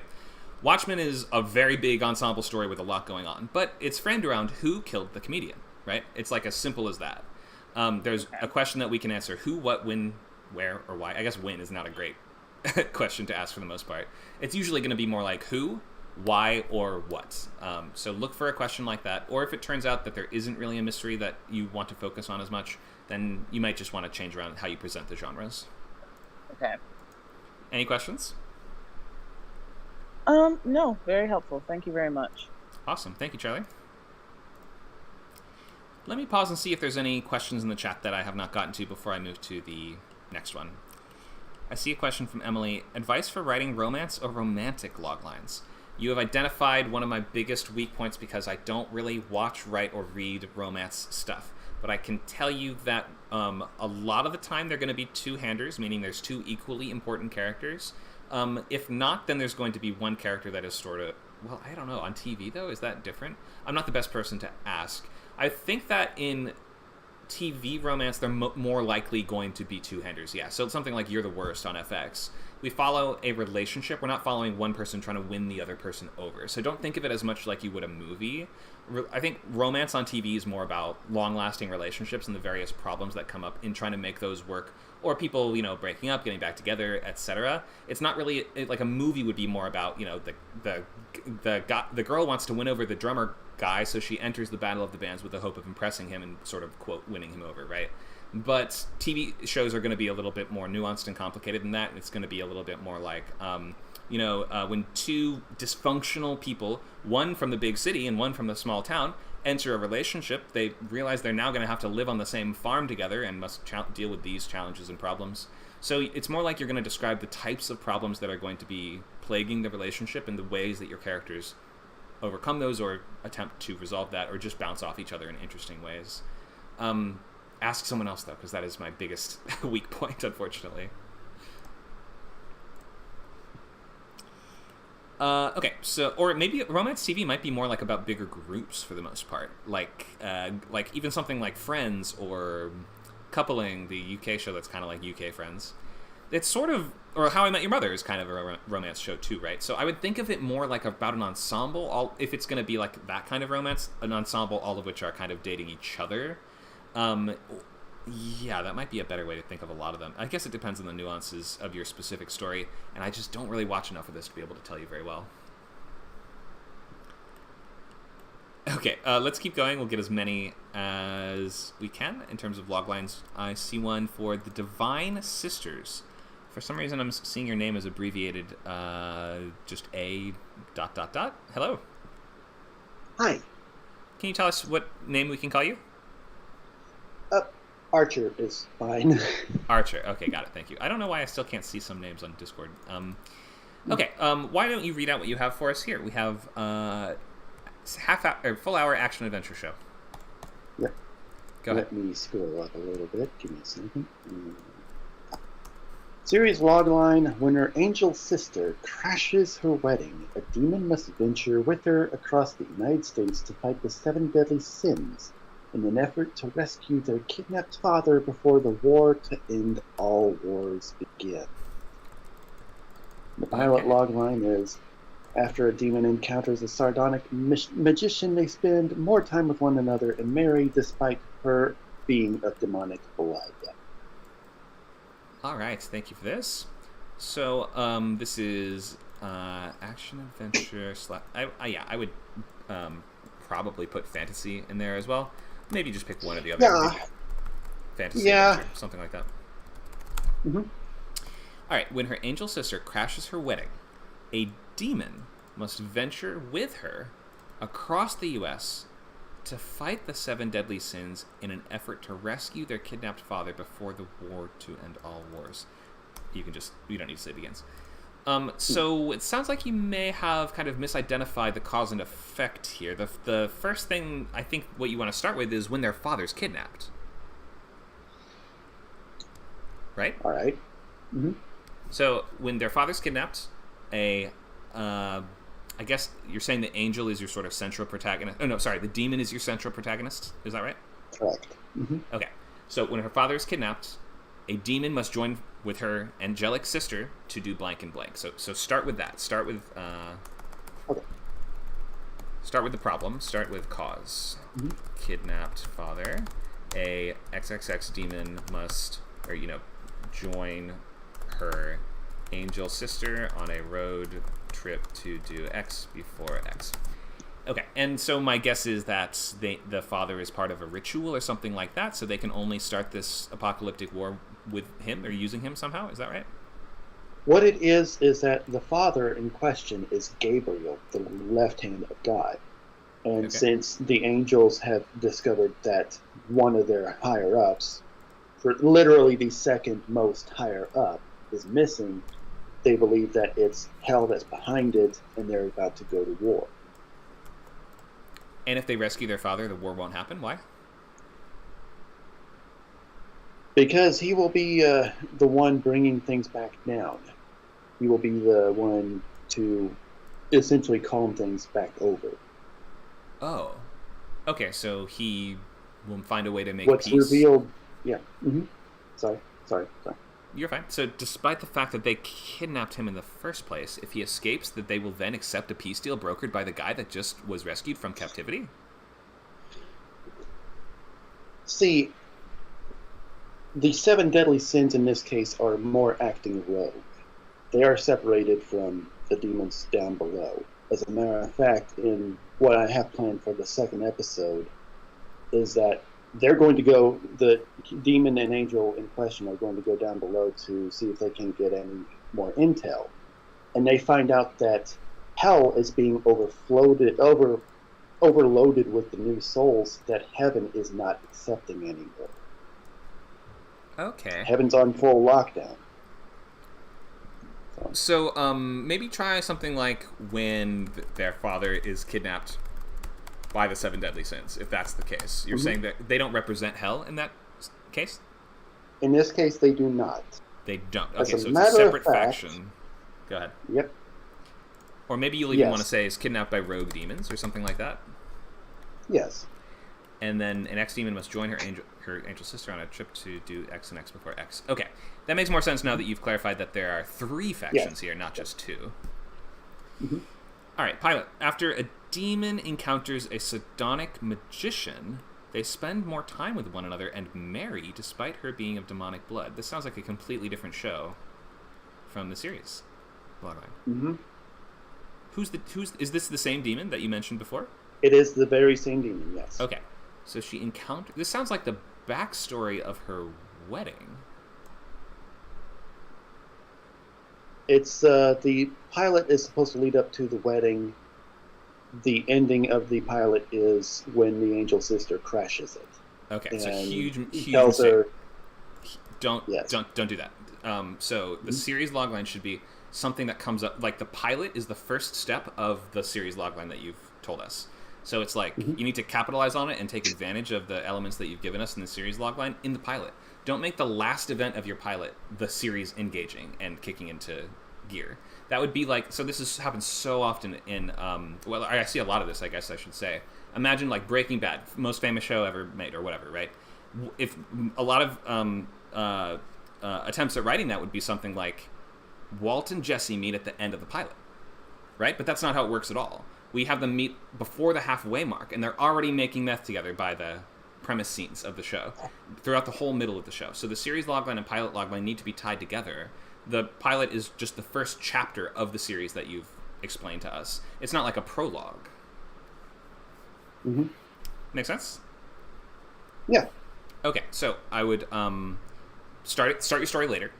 The pilot starts, like, you can still have this might be like the first act of your pilot or something like that. This could still happen early on, but the majority of what we're seeing still needs to be kicking into gear or engaging with the series logline that you've given us. So it would be like, now the first, think of like they're on a road trip, right? So what's the first destination they have to get to, and the first major problem, and that's sort of maybe what your pilot would hinge around, right? So maybe we need to get from Reno to, I don't know, what's another city in Nevada? I can't think of any. Nevada City. How about that? We need to get from Reno to Nevada City, but we have to get down a highway that is being guarded by the sin of greed. You see what I mean? That's like the first of the 7 deadly sins that we're going to be fighting in the show, and the pilot then becomes the first chapter of the series that you've presented to us. I hope that makes sense. Any questions? No, I think that about covers it. Awesome. Thank you so much for sharing this. Sounds cool. Sort of American Gods kind of vibe to it. Maybe a good comp. A little bit, yeah. Do you have comps on here? Oh, you do have a couple. Charmed, Supernatural, and Constantine. Charmed is a sitcom, right? A little bit of a sitcom, yeah. I would but not I was use going Charmed. with that. I was going with that more for the magical vibe it has. So okay. Yeah, I can dump Charmed and use Supernatural, Constantine, because those fit more closer. Yeah, Supernatural, Constantine, American Gods are sort of like the modern Neil Gaiman kind of stuff like that. Good Omens, maybe. So yeah, only narrow it down to 2, but it sounds like Supernatural and Constantine. I totally get the tone from that. All right, thank you for sharing. No problem. Thank you. All right, thanks, Archer. Let's look at Screenplayer's pilot, Colossus.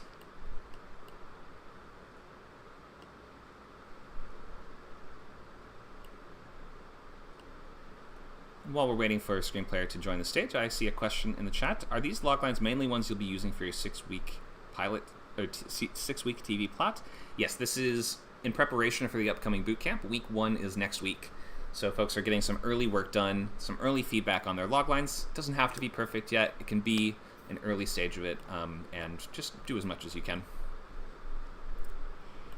Okay, Screenplayer, if you can accept the invitation to speak on stage. Let me check that they're still in the room. I think they are in the room. I've invited them to speak. If you can find that green accept button and click accept, then you can speak on stage. If not, I'll move down to Raven.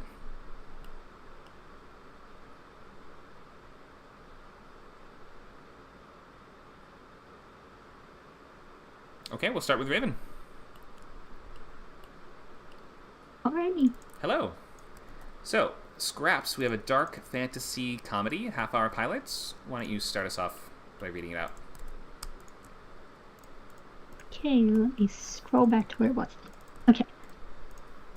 The title is Scraps. The genre is a dark fantasy comedy. Format's 30-minute pilot. Comparisons are Foster's Home for Imaginary Friends, Chalk Zone, The Amazing World of Gumball, A Touch of Drawn Together, and a sprinkling of BoJack Horseman. Series logline is a group of discarded fictional characters live and work in a surreal sanctuary in an attempt to find new stories to belong in. And the pilot logline is, after being abandoned by his creator, a theatrical humanoid joins a surreal sanctuary for fictional characters seeking to inhabit new stories to avoid disappearing. All right, thanks for this. So this is animated, is that right? Yep. Yes, okay. I would trim your genre down to just 2 things. So this sounds more comedic to me. Dark fantasy may be a little bit too much. I would just say fantasy comedy for this one. This sounds more just like a cartoon or sitcom to me. Cool. Yeah. So half hour, I totally get it. Foster son from Imaginary Friends, almost. If I remember correctly, that's a pretty similar premise. Am I right? That's like there is kind of a kid that lives with a bunch of imaginary characters in a house. Is that right? Yep. Okay, so pretty similar to that one. If you can differentiate or make it stand out a little more, that might help, but it's not a huge problem that it sounds like something else. Yeah, I would narrow your prompts down to just 2 as well, by the way. Go ahead. Okay, just 2 works. Okay, cool. Yeah. In that case, in Foster's home, it basically mainly talks about imaginary friends, and here with my logline, I was thinking that like fictional characters that are created by authors or creators and such that they just discard and are like, we don't need you anymore. They end up having to find a place that they actually would be able to belong in, or else they risk disappearing into the ether, which I don't think has had that much of an existential threat. You're right. That is useful. So let me just ask though. So when you say discarded fictional characters, do you mean like characters that the author thought of but never developed enough to include in a book or something? Or do you mean like fictional characters from old series? That the author thought up and then they're like, you know what, you're not working for my project that I'm creating. I'm just going to kind of toss you in the scrap pile. Okay, I think I get it. So they live and work in a surreal sanctuary in an attempt to find new stories to belong in. I think your series logline's working well. After being abandoned by his creator, a theatrical humanoid, I don't understand what that is or means. What is a theatrical humanoid? The main character is like is a humanoid character, but he's not like human, and he has a theatrical personality. If he's not a human, what is he? He's kind of like almost like an owlish type character. Okay, so that I think you would need to. Well, I think the point is that he's the is he like a cartoon, or I guess everyone's a cartoon. So you're sort of saying, I'm not quite sure exactly how to phrase this one. Humanoid just seems like the wrong. With that too. Yeah, it's a little tough. I mean, owl man. I don't know exactly what you would say. But then theatrical owl man just sounds kind of unusual. So I'm not quite sure how to phrase your character in the pilot logline. Let me give it some more thought.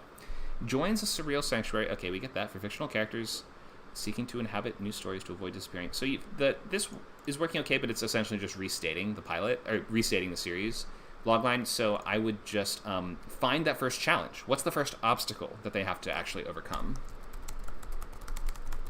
Oftentimes, when you're writing a person joins group type of pilot, it's going to be the thing that they need to do to prove their worth or belong there, right? So it's going to be like, in order to find his place here, he must complete this challenge, or we have to help them move a couch in order to earn their trust, or something like that, right? So find a little bit more of a specific conflict for the pilot logline. Yeah, so include the specific conflict that he has to solve in order to join them in the pilot logline. Yes, exactly. A lot of the time, new person joins shows are going to be kind of like that. They don't have a place yet, but they need to earn their place. Well, I will adjust that then. Perfect. Any questions on this one? I don't think so. I think that answered all the questions that I had about it. Great. Thank you. All right, no worries. Thanks for sharing. I think I can do one more. Let me see. Screenplayer, are you still here? Can I bring you up? Hello. There you are. Okay, so let's do our last logline for today with Screenplayer. Everybody else, if I did not get to you, then we have week 1 next week. So continue working, refining. You can post your script for feedback or post your logline for feedback in our feedback channel if you'd like to. And you can get feedback or discuss your idea during this upcoming week on Script Camp. Our Discord community is entirely dedicated to doing this. We have lots of workshops and events and places and times for you to do that refinement before we get to next week's class, and then you can bring the logline to that one, which is also free and open to everyone. Reminder that you can sign up at scriptcamp.net. You can sign up for unlimited membership to get access to every single class, event, and workshop that we have here on all of our servers, not just Script Camp. So we're at our time. I'm going to continue just for these last couple minutes just to finish out this last one.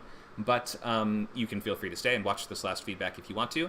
If not, we would love to see you back here next week. Thank you so much, guys. Okay, let's do, what's it called? Oh,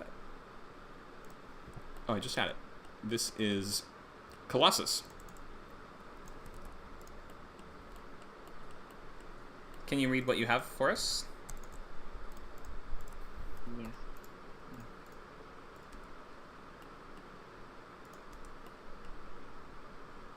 Just have double L actually. The spell check has done it. So, okay. Matter.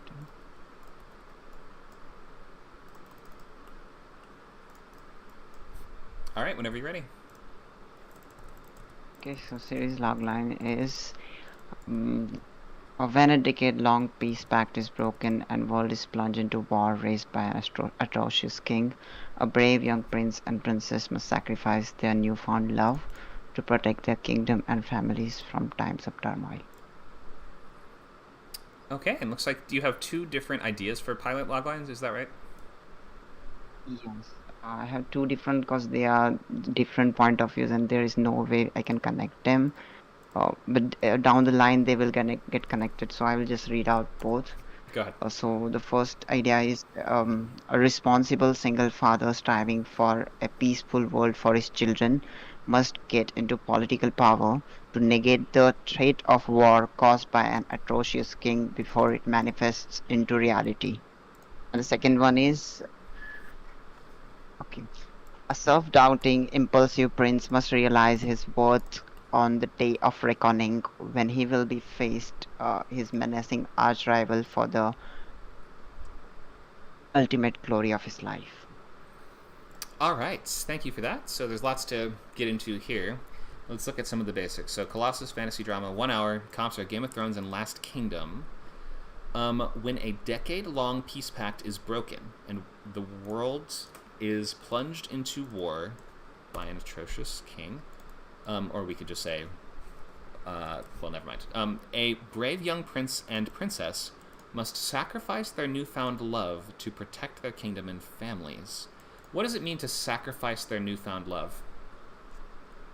The thing is that they are entitled to inherit their thrones by traditions, and their kingdoms are like miles apart from each other. So they have to make this choice of. So they are actually together at a place called Enhancement in their teenage, where they spend 4 years, and after everyone goes home, after completing, it's like college, you can call it, but it's very different than that.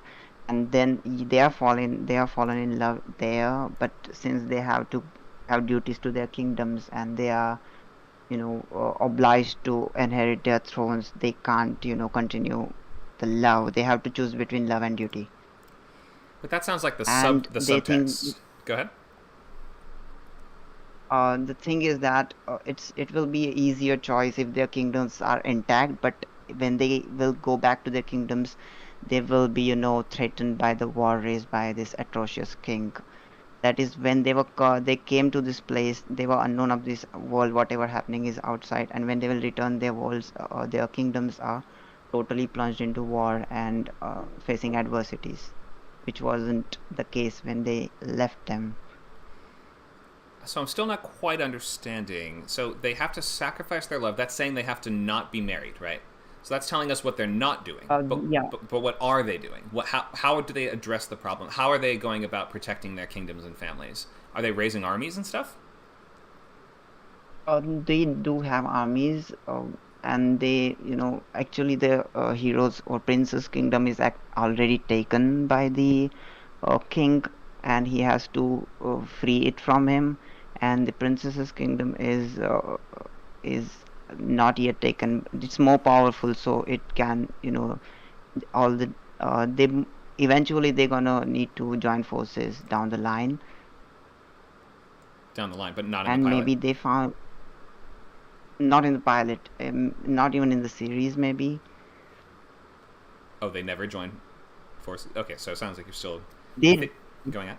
Go ahead. yeah, they will eventually find, but not in the series as long as I have planned it. It's further down in the somewhere in the story. Okay, I Not guess it sounds immediately. like you're sort of focusing on what they're not doing. So I need for a logline, we need to say what the characters are doing. So can you be a little more specific on how they're going to defend the kingdom from these invaders or the evil king? It's okay if you need more time or you're not sure how to clarify that too much right now. Yes, I think the sacrifice of love, as it just adds the element of uh, what can I say?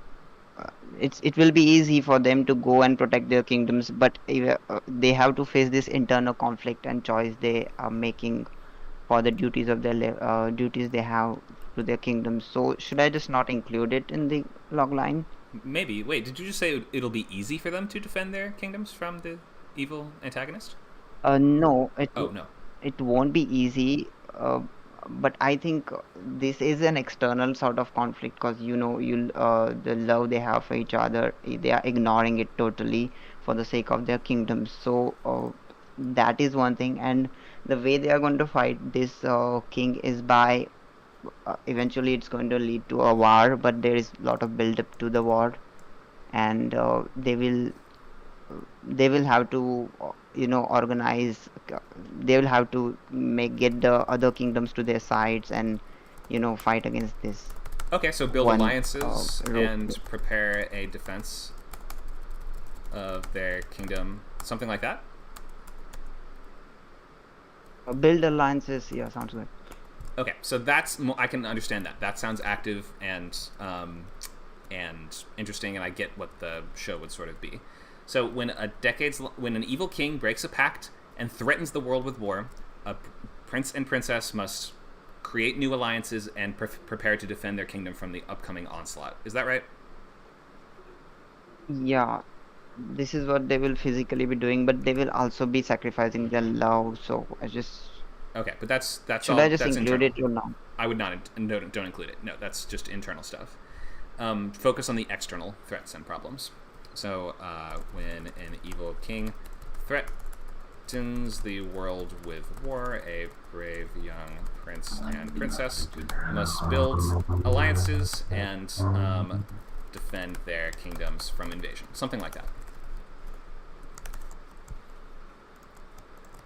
Okay, I'll paste that in the chat. If you want to use that, you don't have to use exactly that, but just something like that. Let's look at the pilots. So a responsible... Oh, go ahead.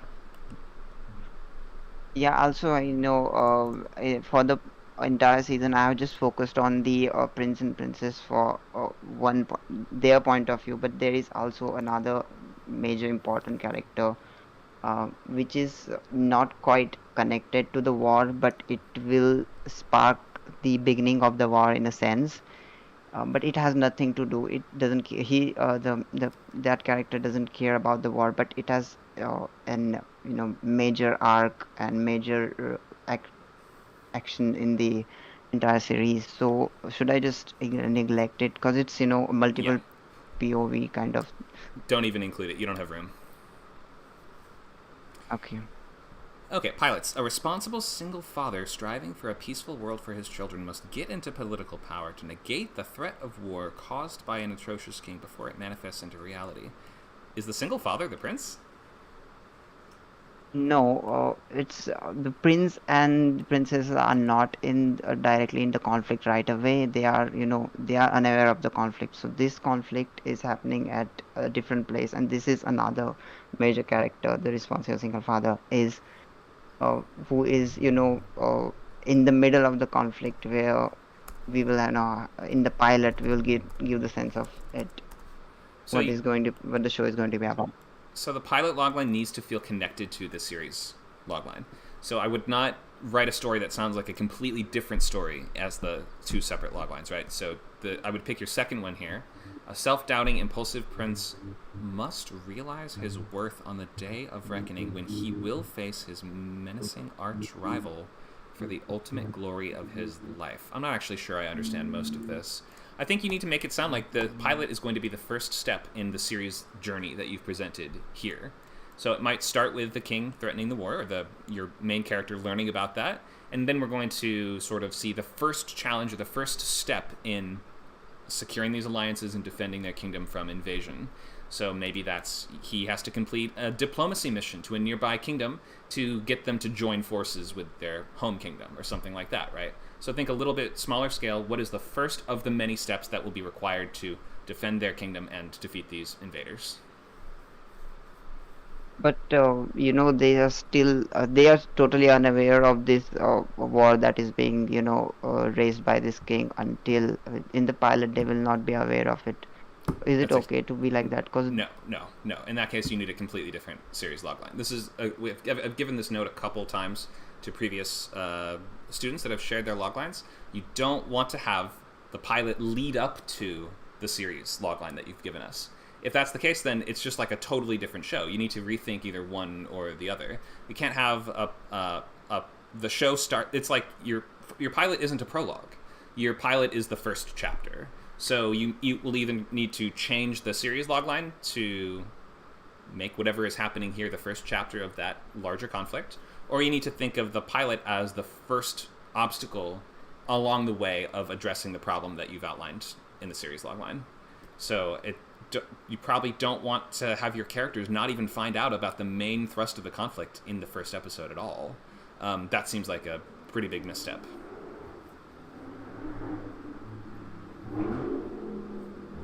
Make sense? Yeah, made sense. Okay, any questions? No, I think. Okay, sounds good. So let me just summarize and recap that. So pilot shouldn't be a prologue.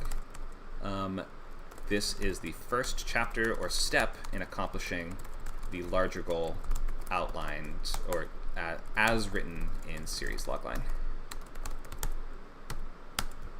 So you might need to just adjust how you present the information, or you might need to change the specifics of the goal in the pilot. But I think I see what the bigger arc of the show would be. Thank you so much for sharing.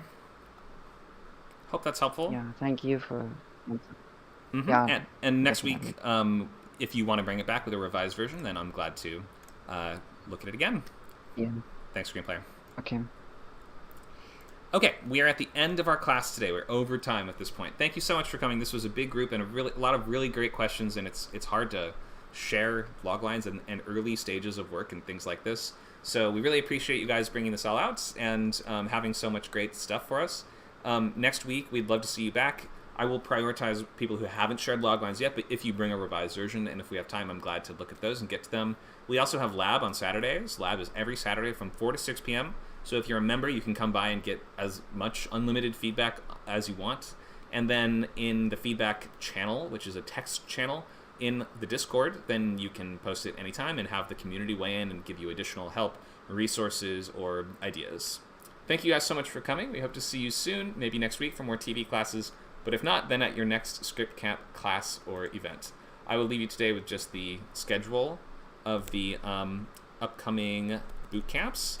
We have TV, feature, and novel running right now. So we have features Fridays 6 to 8 starting on December 1st. We have this class, which runs 10 to noon on Sundays starting today for next 6 weeks. And then we have novel boot camp, which runs on our server WordCamp, which is novel writing focused. And that is running 12 to 2 on Saturdays up through the end of January. So we are wrapping those up around January 21st. That one is about halfway through, but you're welcome to still come by and participate if you want to. We hope to see you at any of these upcoming classes or at anything else on the server. Thanks so much, guys. Have a great